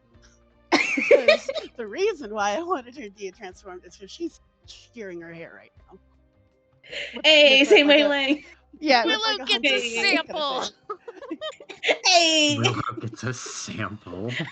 all the samples she could possibly fucking want. So, if it's okay, or Zel, Eat did your you mic have a little something bit you more. Iris, your mic! Zel, did you have something else you wanted to add? just when the sheriff is in kind of a reasonable we can see each other clearly and maybe even talk without shouting at the top of our lungs distance. I think they're going to stand there looking at you very pointedly, and they sort of tilt their head up, projecting a single. Use the monsters? So Maddie, I imagine, was actually facing away from the group initially and was like, Like you're facing away from your mic? I'm I'm so sorry. Okay, hang on. I'm gonna take my headset off, put the mic right up against my lips, and then put the headset back on. Okay, can you hear me? Is this better? Yes. Yes. Okay. Maddie was facing away from the group initially while she was like shearing her hair and complaining to Aang, like, God, I hate transforming this. Like, why does have to deal with this bullshit? Kind of thing. But she Oh, hears... if your back was turned, then they're gonna start with a "Oi." Okay. Maddie will turn. Use the monsters I've been hearing about? Looks around. Yeah, They're looking dead probably. at you. Yeah, probably. This is a poor choice of words. An extremely poor choice of words for Aang. Who, when she hears that, she was previously relaxed, you know, enjoying time with family, singing Zell is and so stuff. sorry. And when she hears somebody call her a monster, she goes just full like cat hackles raised. She doesn't actually have hackles, but her spine kind of shivers in the same way, and there's a bit of teeth baring as she turns, and then I assume Hawk's with them, right? Like the Oh, yeah, entire the whole group is crew. there. Yeah, The the whole entire crew is group, there. right? Yeah, just double checking. She sees Hawk there, and then it's like a light being switched. She's immediately fine. asshole. You don't even know. I want you to know, I consumed fucking lore documents. I've consumed several hours of content from Iris Oh boy. leading up to this. I have an extensive document of my own with like notes. The amount of times I've written girl under the Aang section. She's an extremely tragic Welsh woman. Who is perhaps the most down horrendous person in the universe. I think we've moved over the border of tragic just a little bit to like concerning. Not gonna lie. She's a little fucked up. We together can fix her in the friendly way. I do not understand what you mean, but okay. Hawk will be deferential to the sheriff and cross her arms expectantly, looking at Maddie like, "Give me back my fucking sword." I wasn't done, Joe. Oh, sorry. Go ahead. Aang will get up and immediately deer saunter over toward Hawk. Dear Saunter. Hawk, Why do I know exactly shying what backwards. to envision? Hop, hop, hop, hop, hop, hop. That's why they pay me the big bucks. As Hawk shies backward, though, Aang is wise enough to remain at a respectful distance. Yeah, okay. Well, Gloom is gonna start approaching, keeping, kind of an eye on you, Aang, as they're walking toward, Maddie. And, they go, on the way here, I couldn't stop thinking about who or what could be behind these disturbances in my town. Realizing it is you, my only question is, what else have you done that is yet to reach my notice? Maddie just grins. There's a smallest upturn at the corner of the sheriff's mouth. Jesus, not multiple. Well, now that the best Maddie is in town, she throws an arm around the sheriff. It has been some time, Madigan. Yeah, it The has. sheriff just lets this happen. You're not dealing with any more bandit problems, are you? Not as of late. Different problems. You, for Yeah. example. Maddie was gonna say something, but then when Gloom said that, I was like, oh. I mean, I'd say sorry, but I'm all the way out here. Come on. Is Samson still with us, the farmer?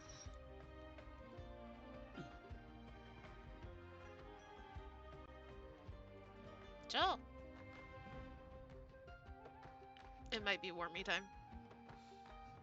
Wormy time? You really thought you could get away with wormy time with no warning? She didn't stutter. Wormy time. Okay. Wormy time. It's like a pillow that you No, put in no, the no, no, microwave don't or say it. something. No, Don't say it. no. I'm explaining it. No.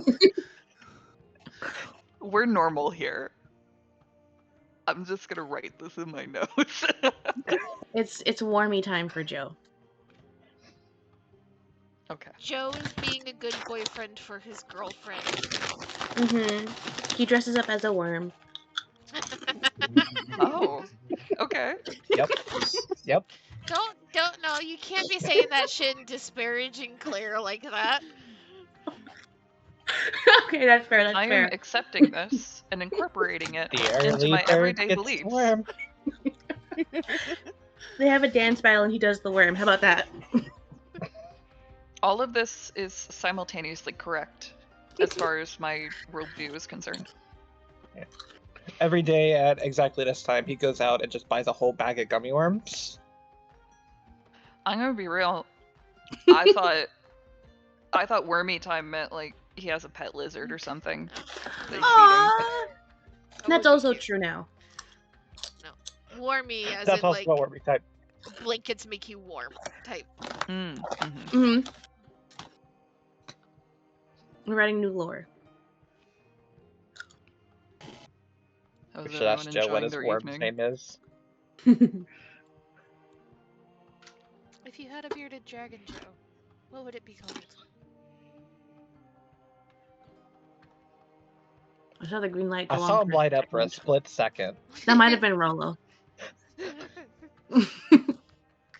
I heard something click the keys. That might have been one of the cats. It might have been a cat. Yeah.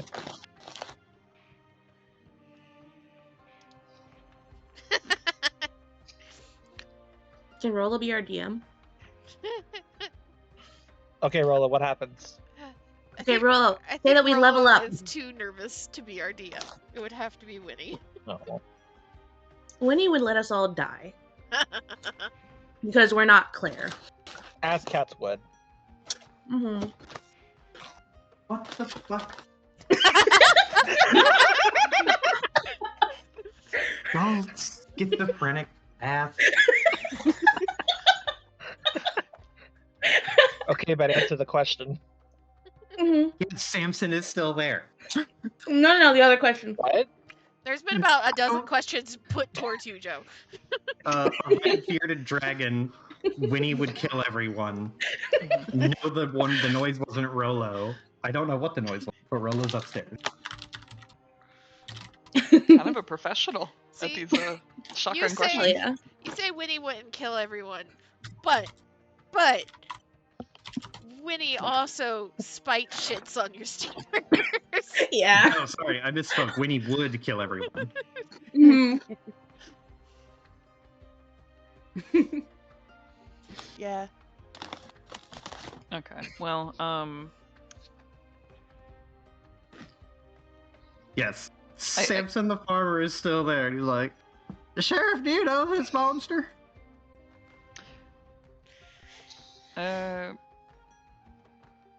Okay, so do I feel certain that I don't know, they're not monsters? Yes. Yeah, like Aang is a little weird, but like, well, roll me a perception check. okay. Mm-hmm. I feel like would Samson have engaged in any type of conversation on the walkover? He would be too scared. Okay. Oh, He- perception's all the way over here. If you Wait. talked to him, he would respond, but No, only he's on the too left. afraid. He's like, the sheriff's too near all these other strangers, and they're all scary looking, and they're all involved with that monster. They're all scary looking? Hell yeah. Oh, By okay, I see scary, he means perception. eccentric. I did it, everyone. I found the perception button by myself. I said it was all the way on the left. 25. With a Hey. 25, just getting a quick up down of Aang. She is very strange looking. She has the pale affect of like freshly fallen snow, and silvery hair that's not silver from age, silver like the metal. And there is just there is an uncanniness about her, but not a dangerous uncanniness. You can also, like, with that high of a perception roll, you can tell that she reads as an ally to several people here. Mhm. It's just she doesn't read like a normal weirdling. Okay. Wait, does Gloom have to roll versus the glamour as well? Or is Aang too weird looking at present? Aang is not standing close enough to her. Fair. Does If Aang get were a- to go straight up to Gloom and shake hands with Gloom, then Gloom would have to. Does Gloom get a bonus because of the schlooping that they witnessed? Yeah, there was a schlooping. No, it's a schlooping. Why are you calling it that? What, Girl, you kind of what have would this you prefer? vibe. It's a little schlooping, if I'm being honest. Her fucking Yeah. de-slinkifying? Like, Okay. Since yeah, Condensing? We'll cross that bridge when we burn it.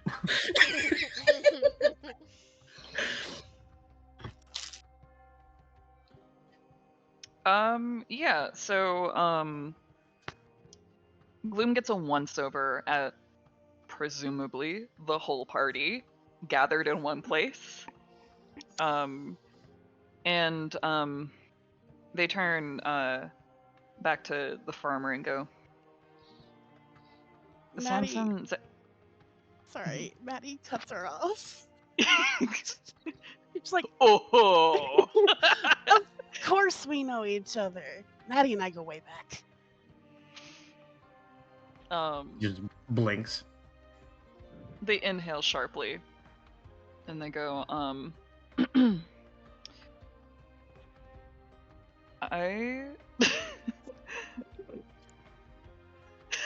I think this is when they kind of step away from your arm, Aww. trying to appear professional, to the concerned farmer. And I think they say, I am familiar with one of them, yes. The rest I am not so sure about, but at present I do not deem them a harm to the town entire yet. I will see that whatever damages have been done to your property are tended to. But He points like an errant finger, just goes, she tore up all my firewood. It's all mulch now. If anything, I chopped it up for you. You should be grateful. Is that all you're whining about? Firewood. You're wasting our time for firewood. It was my firewood. Go chop some more. Jesus Christ. Electra, 'tis a sin to take the Lord's name in vain. I feel like I'm Electra meeting a does celebrity. not have a response to that. She does not have a response to that. Just stares at her like, what? She just blinks for like a solid 2 seconds, like, I have no response for this.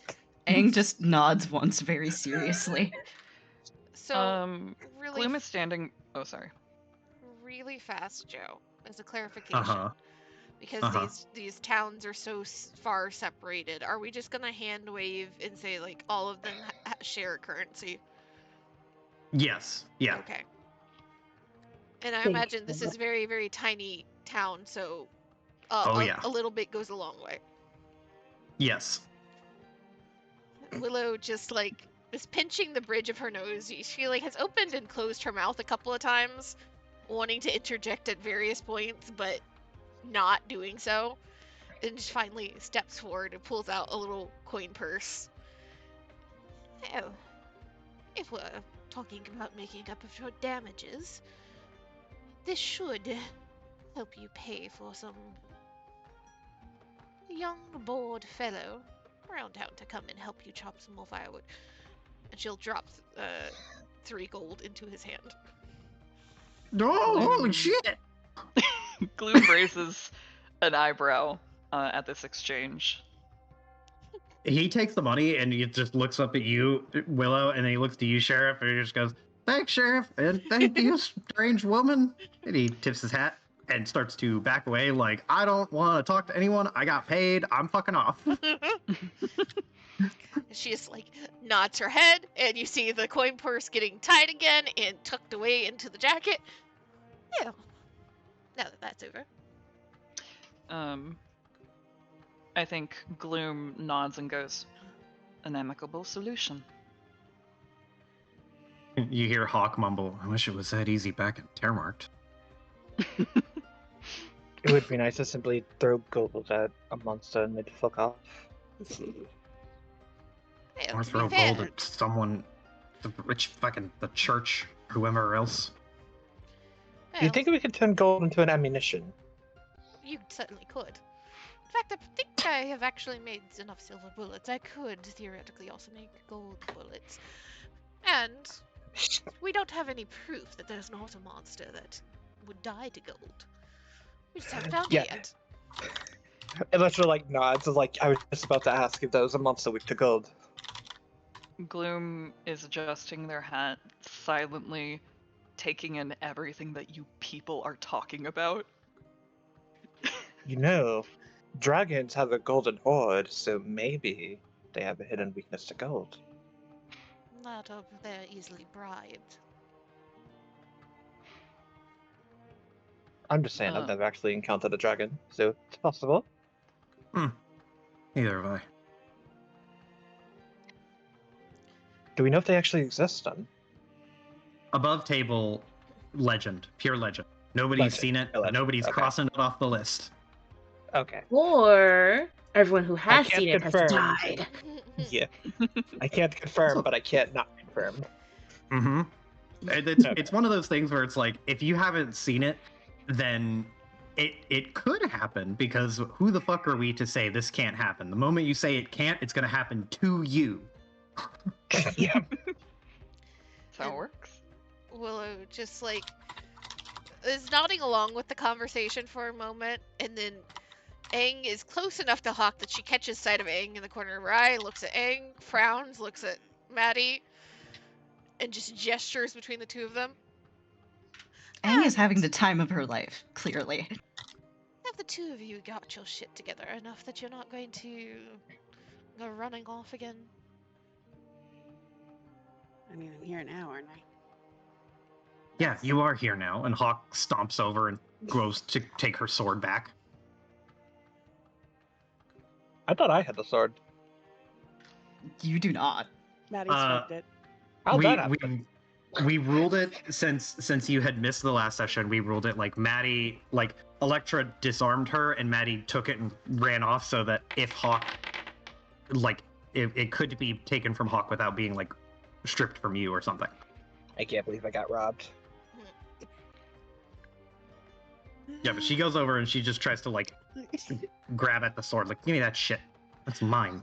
Maddie will turn, because it's on her back. She'll turn. She's like, nah, I think it suits me better. It matches my hair. Doesn't match your hair. It's the wrong shade of red. Aang looks between the two of them, just smiling a very pure, genuine smile. Ah, but 'tis very similar. Wouldst thou not say so? The shade of thy hair, the shade of Madigan's. Perhaps we could discuss the matter over a bit of food? A picnic? If it fits anybody, it fits me. Have you seen my leather jacket? No one asked you. Hawk, Oh my god! Gloom is Hawk- standing there, arms crossed, paying attention to every word, Yes, so. Okay. analyzing your party dynamic. Hawk just like this exchange happens, and she looks back to Maddie. She's gonna swipe the sword, just swipe at it and grab it and swing it up and around and put it on her back. Unless you want to roll to stop her. She's swiping at the sword, you said? Yeah, she's gonna swipe and just grab it. Unless you want to try and stop her, in which case you will have to roll. I'll give it a shot. Just kind of Alright. duck out of the way. Roll me an it's either gonna be athletics or acrobatics. Can you take a guess at what I want to roll? If all right, roll athletics.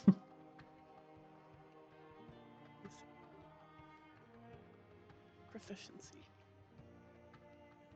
Also, eat your mic again. Oh, sorry. There you go. Oh my god, so much better.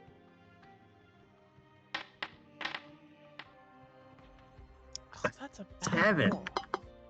a horrible roll. Well, Maddie, I hate to be the one to deliver terrible news, but Hawk rolled an 8. Which isn't much better than yours, but it is better than yours. She let her have it, obviously. She just takes the sword and just swings it around and cinches it to the holster on her back.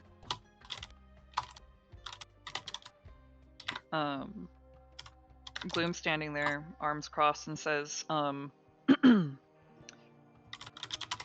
will wait my turn. The gold gets you in Samson's good graces. I still have questions. Like what?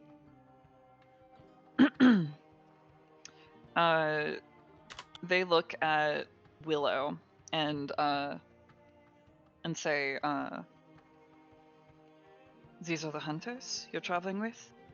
Is this your present company? All of them? And Willow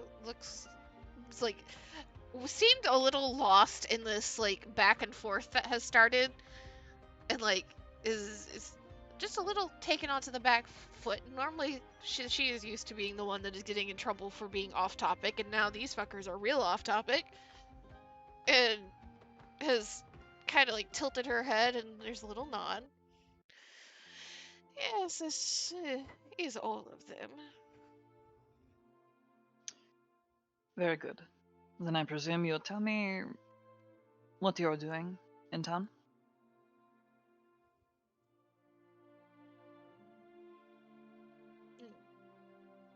She looks at Gloom and then looks at Maddie and Hawk and Electra and just gestures in their direction because they clearly know Gloom better than she does. It's on them if they want us to tell her. Hawk looks at Maddie and Electra and nods like it's okay to talk to her.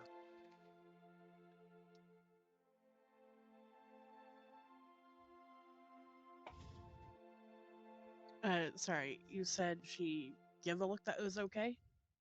Or she's asking? Hawk looks and she gives you the solemn, quiet nod, like you can tell her.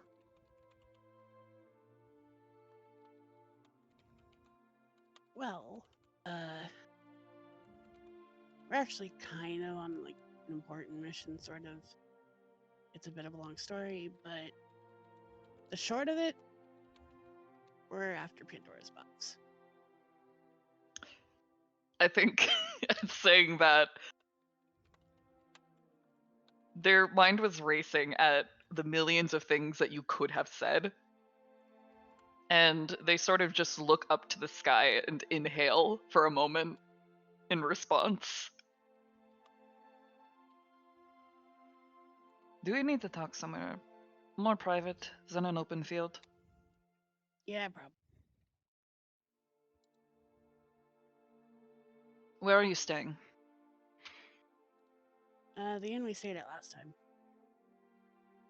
Do I know if that inn seems like a secure place to talk about things? Sorry, repeat that? Do I know if the inn they're staying at is a secure place to talk about things? We could have Yeah, it's little secure risk enough. of being eavesdropped on or something? Yes, it's very, very small, very, very low profile. There's not going to be any real activity there. Very, very rarely do people even stay there. Okay.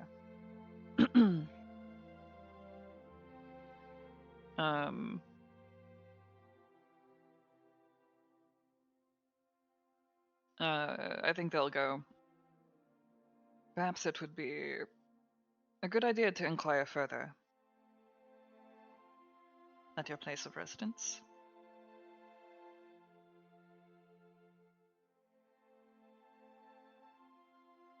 Sounds good to me. I mean, I'm only guessing that the mention of, hunting down Pandora's box seems kind of a crazy thing to say. Yes, it is. It is as crazy as you think it sounds. Okay. Hmm. I think you can tell that they're fighting against that initial urge to be like, all right, sure, but like they're inclined to hear you out. Mm-hmm.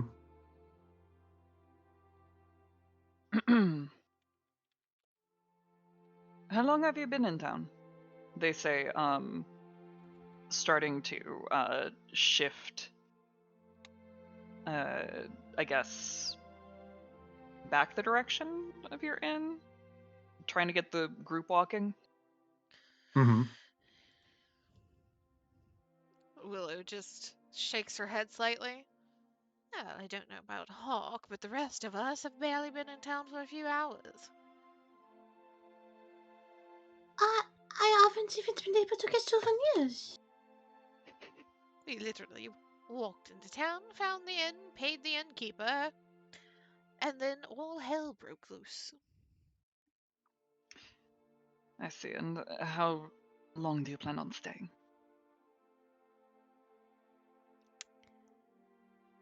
She opens her mouth to respond, and then a tilt of the head. It depends on how long it takes us to find the information we need. Not for very long, I don't think. I see. Well, however long, let us hope your rates for getting into trouble slow down. Willow holds up her hands and then points at Maddie and Hawk. I think that those two are the ones you need to be worried about getting in trouble. Of that, I have no doubt. They're holding their hands behind their back. And, you know, by all means, technically, you've been let off the hook, but there's something in their eyes, something in the tone of their voice that indicates you are not. Is that pointed at the group at large, or is that pointed at Maddie group and at Aang, large. or oh boy. They just seem wary. Of Maddie and Aang, you said? Of everybody. The whole group. Oh, whole group. Okay. Willow just, there's like a little sigh. Oh, I think I was hoping to get off on the correct, which was everybody in this town. My brother is going to kill me when I get back home.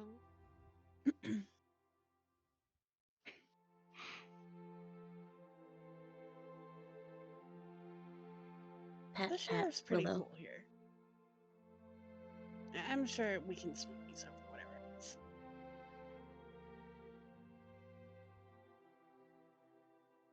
is. You say that, and their back is turned to you as they walk.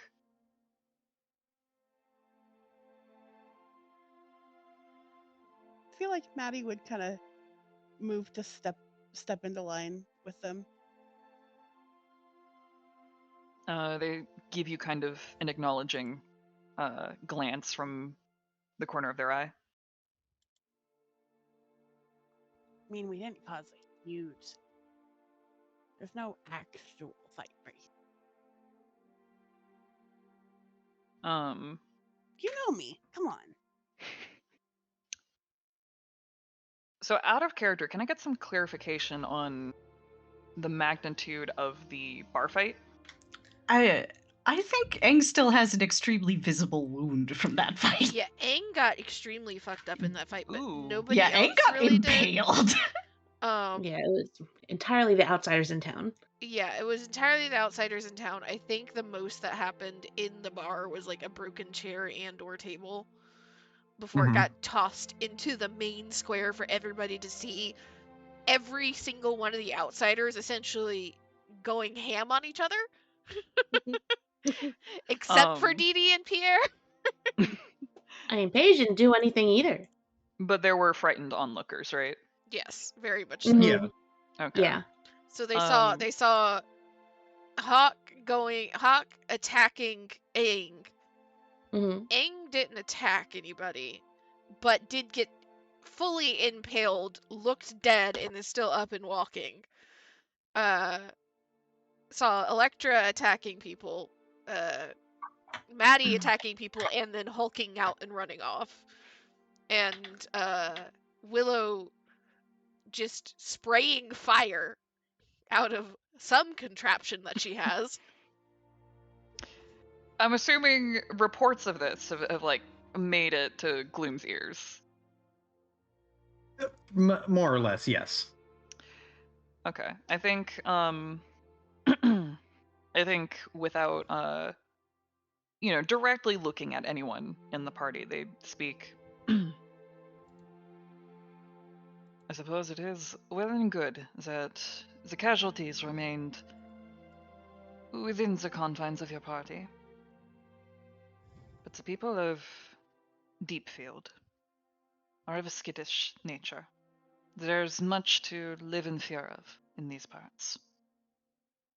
It is as important to me as it is to them that we needn't add more to their list of concerns and things to hide from in their daily lives.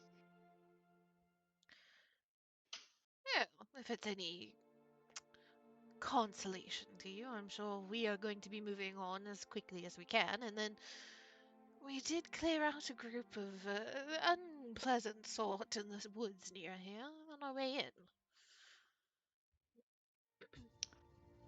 Tell me more about that. Well, it was just kind of like tilts her head one way or the other. Some sort of cultist, and she looks at Dee Dee for like confirmation because Dee Dee was the one that like lore dropped on it. Huh. Dee Dee nods and just goes, "Yeah, they're the well, Ravagers is what we call them, or what they call themselves." Do I know what y'all are talking about? You know of Ravagers. They are kind of like I don't want to say a folk story, but it is a Ravager is a person who goes into the woods and is driven mad and feral. Oh. Haha, and then what? Well, they go like mad with rage and feral, and they will attack other creatures or people on sight. Mm-hmm. And even other Ravagers. They sometimes will form groups and coordinate attacks on people, and they are gruesome, like maniacal people who have completely gone off the deep end of violent insanity. And Gotcha. yeah, it's not like Ravagers are a tribe or whatever. It is more like a forest Phenomenon. madness sets in, and you just become a violent. You get afflicted with like the 28 weeks later virus. Mm-hmm. Okay. You said they were near here. How far? A little less than a day, considering the fact that we moved on from that area this morning. They nod. And go, well, thank you for handling that problem. I'm glad that they did not get closer to them.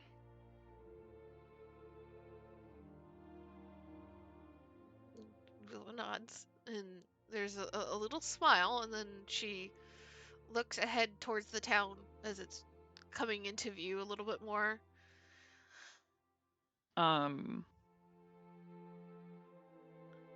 I think there was a slightly lighter tone in their voice, talking about that. And they go, I do not doubt that your intentions are good.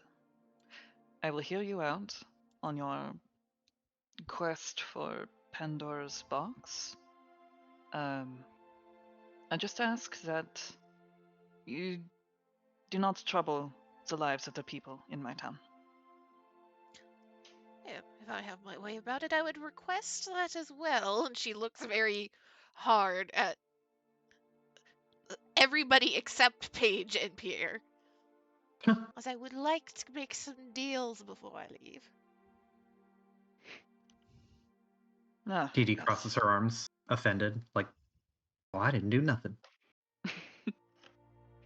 You do remember what I said about you in the church. If you get too bored, you will do something.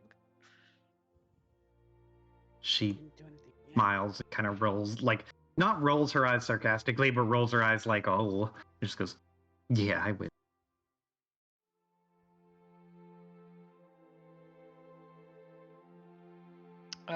Yeah, I think Gloom is kind of used to taking the lead, walking ahead of like groups, kind of keeping pace with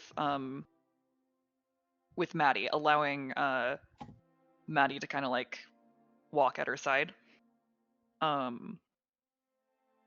more or less they're kind of guiding the party back to their inn. The most inobtrusive path possible. Fewest eyes. You're like going through like alleys. It took us like 5 minutes to walk over because we were like pacifying villagers and having to take main streets. Gloom is taking you like to the most direct path to your inn. Mm-hmm. Might I inquire how you two know each other?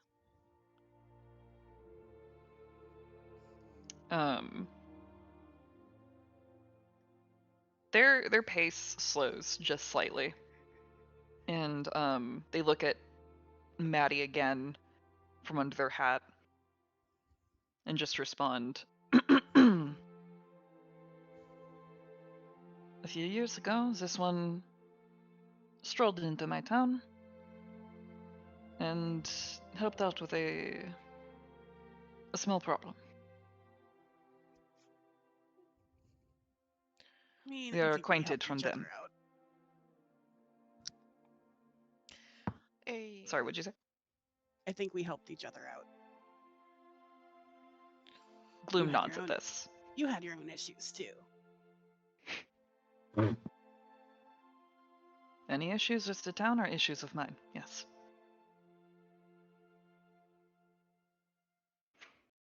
A bit of vampires, a bit of bandits. We teamed up, took care of them. She kind of glances to Hawk a bit. It was with the guys at the time. I think you Hawk were. is, Oh, I don't know where you were. Kind of frowns. he rubs the back of her neck and just shrugs. I tend to wander. Mm-hmm.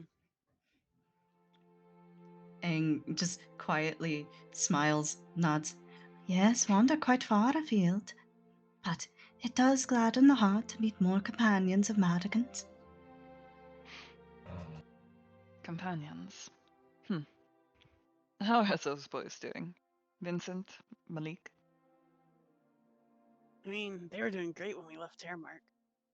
Really wish they were here. But no, they had to go and listen in the house. They had orders. As much as it would gladden my heart to see them again, I think you're in quite full company as of now. Yeah, the more the merrier.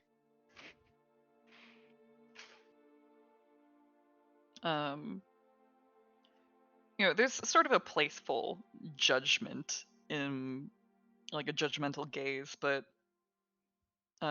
just the smallest of smirks appears.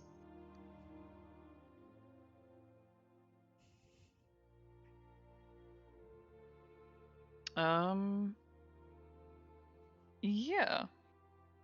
So I guess coming up on the inn, perhaps? Yeah, you guys would arrive at the inn. If you all don't mind, I want to take a quick break here to get more water. Go to the bathroom. Sure. Give me just a moment. You are all welcome to do as you please with the 5 to 10 minutes. Snack break. Mm-hmm. Request denied. You must stay in your chair for the entire duration of the session. I already got my snacks.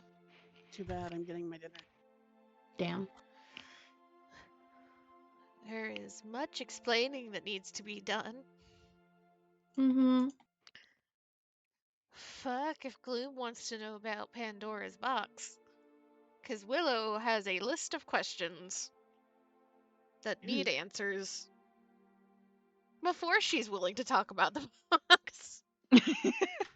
Questions for Gloom? You wish. I have a feeling we're gonna sit in that inn room and we're gonna dissect some heavy family drama.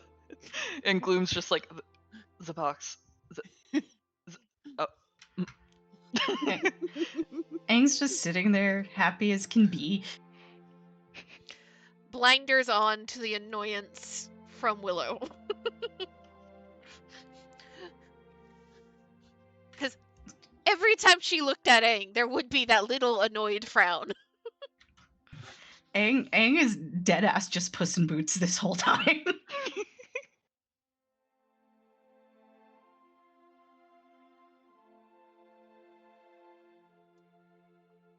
Maddie has a smile on her face. Doesn't I close love her eyes. how Maddie's gone to, like, emotional whiplash. Because she was so upset last session, and now she's fine. Oh, no, she's still upset. She's just trying to be normal in front of others. Seeing friend probably helps too. Yeah, it does. Yee. Mm-hmm. Distraction. Jesus fucking Christ, Joe. Hi, Sailor. This entire fucking time, I've had to unmute and unmute because of this fucker. He's so happy, though. Yeah, he's playing tug with his. He's moved on to the green octopus now. Oh. I love the playful growling. Right? It's so cute. Yeah, Okay. go ham, little guy. Jesus Christ, he's fucking strong. Okay, you win.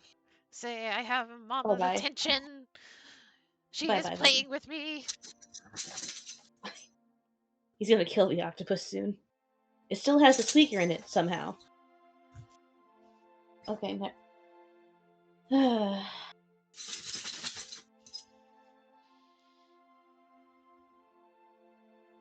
Hi.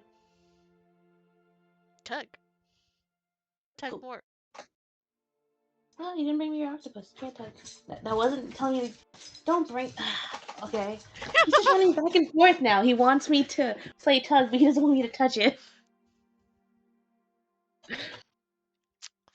You ever do the thing where you stand in front of the dog and you just do that really quick jerk in their direction?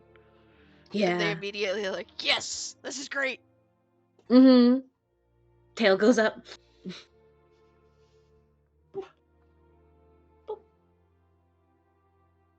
Yeah. Paige is living her best life, which is just minding her own fucking business. Paige has gotten the small taste of I don't want to be involved in that shit. She's biding her time. It's wrapped up in a little pretty pink box in her mind that she's put in a little bag for later. She's discovered a lot of things, not even including what she just discovered. They're all in pretty little boxes, different colored wrapping papers, and she's going to go through them when she has time. For now, she's looking at all the pretty flowers. Willow has some very specific questions for Paige as well. However, Paige has the benefit of that conversation can only happen when nobody else is around or only Pierre is around. Living her best life. Alright, talk time again, apparently. Okay, but you win. Good job. No, more tug. He's gone. I see the tip of his tail around the corner. Never mind, he hit it like he can understand me.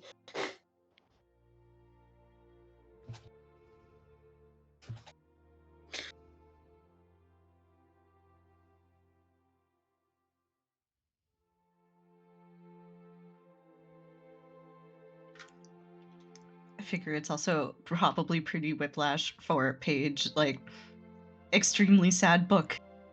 Happy Harrod. Mm-hmm. I feel like when Hawk was like, yeah, she wanders, I feel like Paige had to stop herself from nodding at that. Don't I know? She knows way too much about those two now.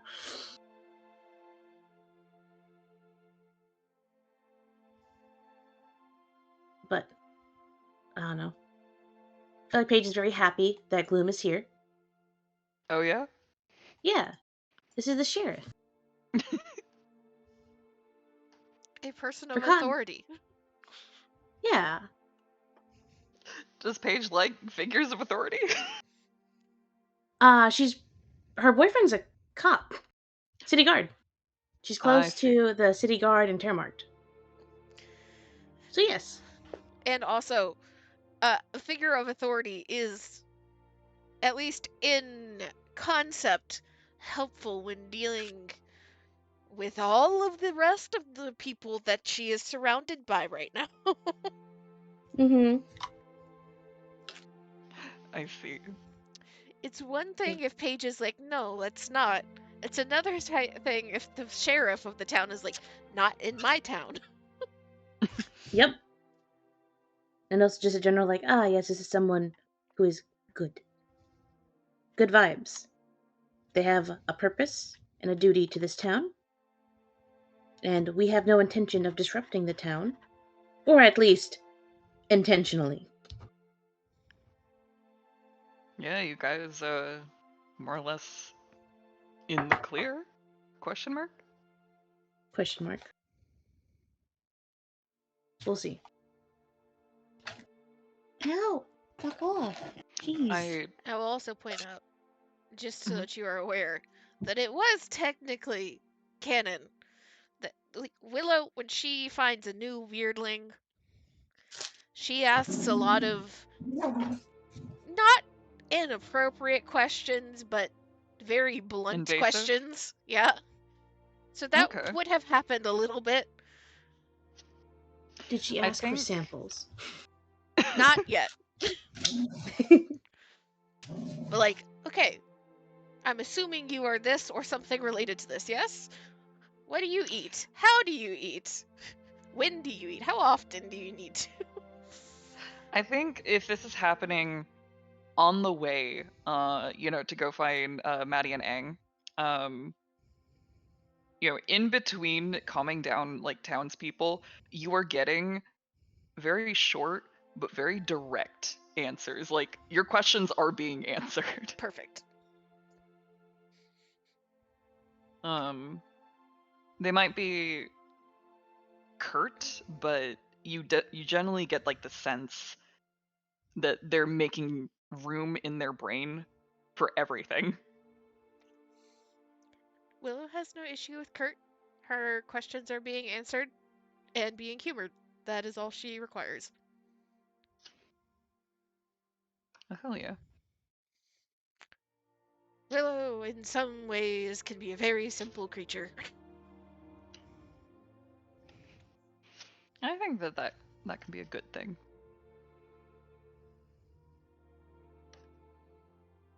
I want to say, one of the lines from earlier that is still sitting with me is, "Can you please sit down? You are very tall." That is... Yeah, that's what you have with Paige. Paige is tiny. How tiny is she? That's a She's question for you. 4'10", I believe. Oh my goodness! Because I think she's taller than me. Oh my goodness. Kira is also very tiny, Yeah. as is Amy. Amy, I was that just right? sat down. I just fucking sat down. I know, right? We're out Fucking- here catching strays. Right? We're asking about Paige? Yes. Yeah, I think she's like, 4'9", 4'10", about that. Small. She's also very frail. No strength physically whatsoever. For context of how frail she is, it is in the lore of her backstory that her dad is a hobby boxer, and he taught Pierre, basics, and he wanted to teach Paige so that she can defend herself. And punching his hand in a practice broke her wrist No. while she was a kid, so he didn't teach her how to box. But she's that level of very frail and weak. Oh Physically. no. Oh. Small baby bird. A bunny, actually, Oh. because rabbit magician. Aw. Yeah, I think if I'm remembering, well, actually, there's a height chart somewhere. Mm-hmm. Yeah, there is. ¿Dónde está? Where?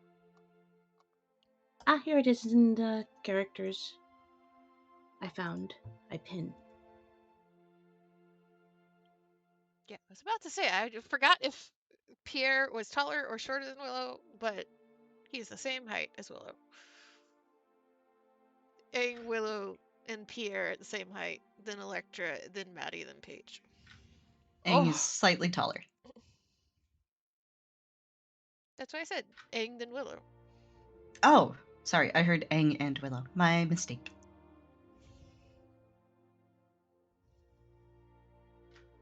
And then Honk I'm is back. taller than Aang as well. Mhm. This is very informative. How tall is Aang? I don't. She's 6 even. 6 even. Okay.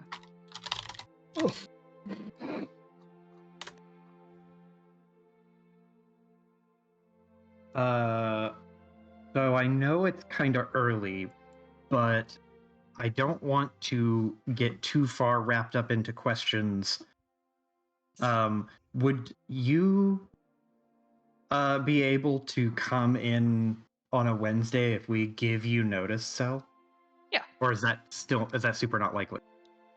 No, it'll work. Mhm. You know, I can come in as like the arc demands. It works better because this is bi-weekly. I can just move my Wednesday plans to Thursdays as need be, because that's what I was doing during finals. The next game we would have would be the 28th. Okay. Today was kicked over because of Valentine's. Yeah. So, So but I if could it come in on works the for you. 28th. Yeah. Hell yeah. Because you got to play sub, but I think there's still more room for sheriff gameplay. I'll stay as long as you'll have me. See, you say that, but then you're gonna fall into the fucking bottomless pit of the server of like, Yeah. I'll stay as long as you want me, and then all of a sudden you're in 5 games. It True. can happen to Well, you. it could happen to me.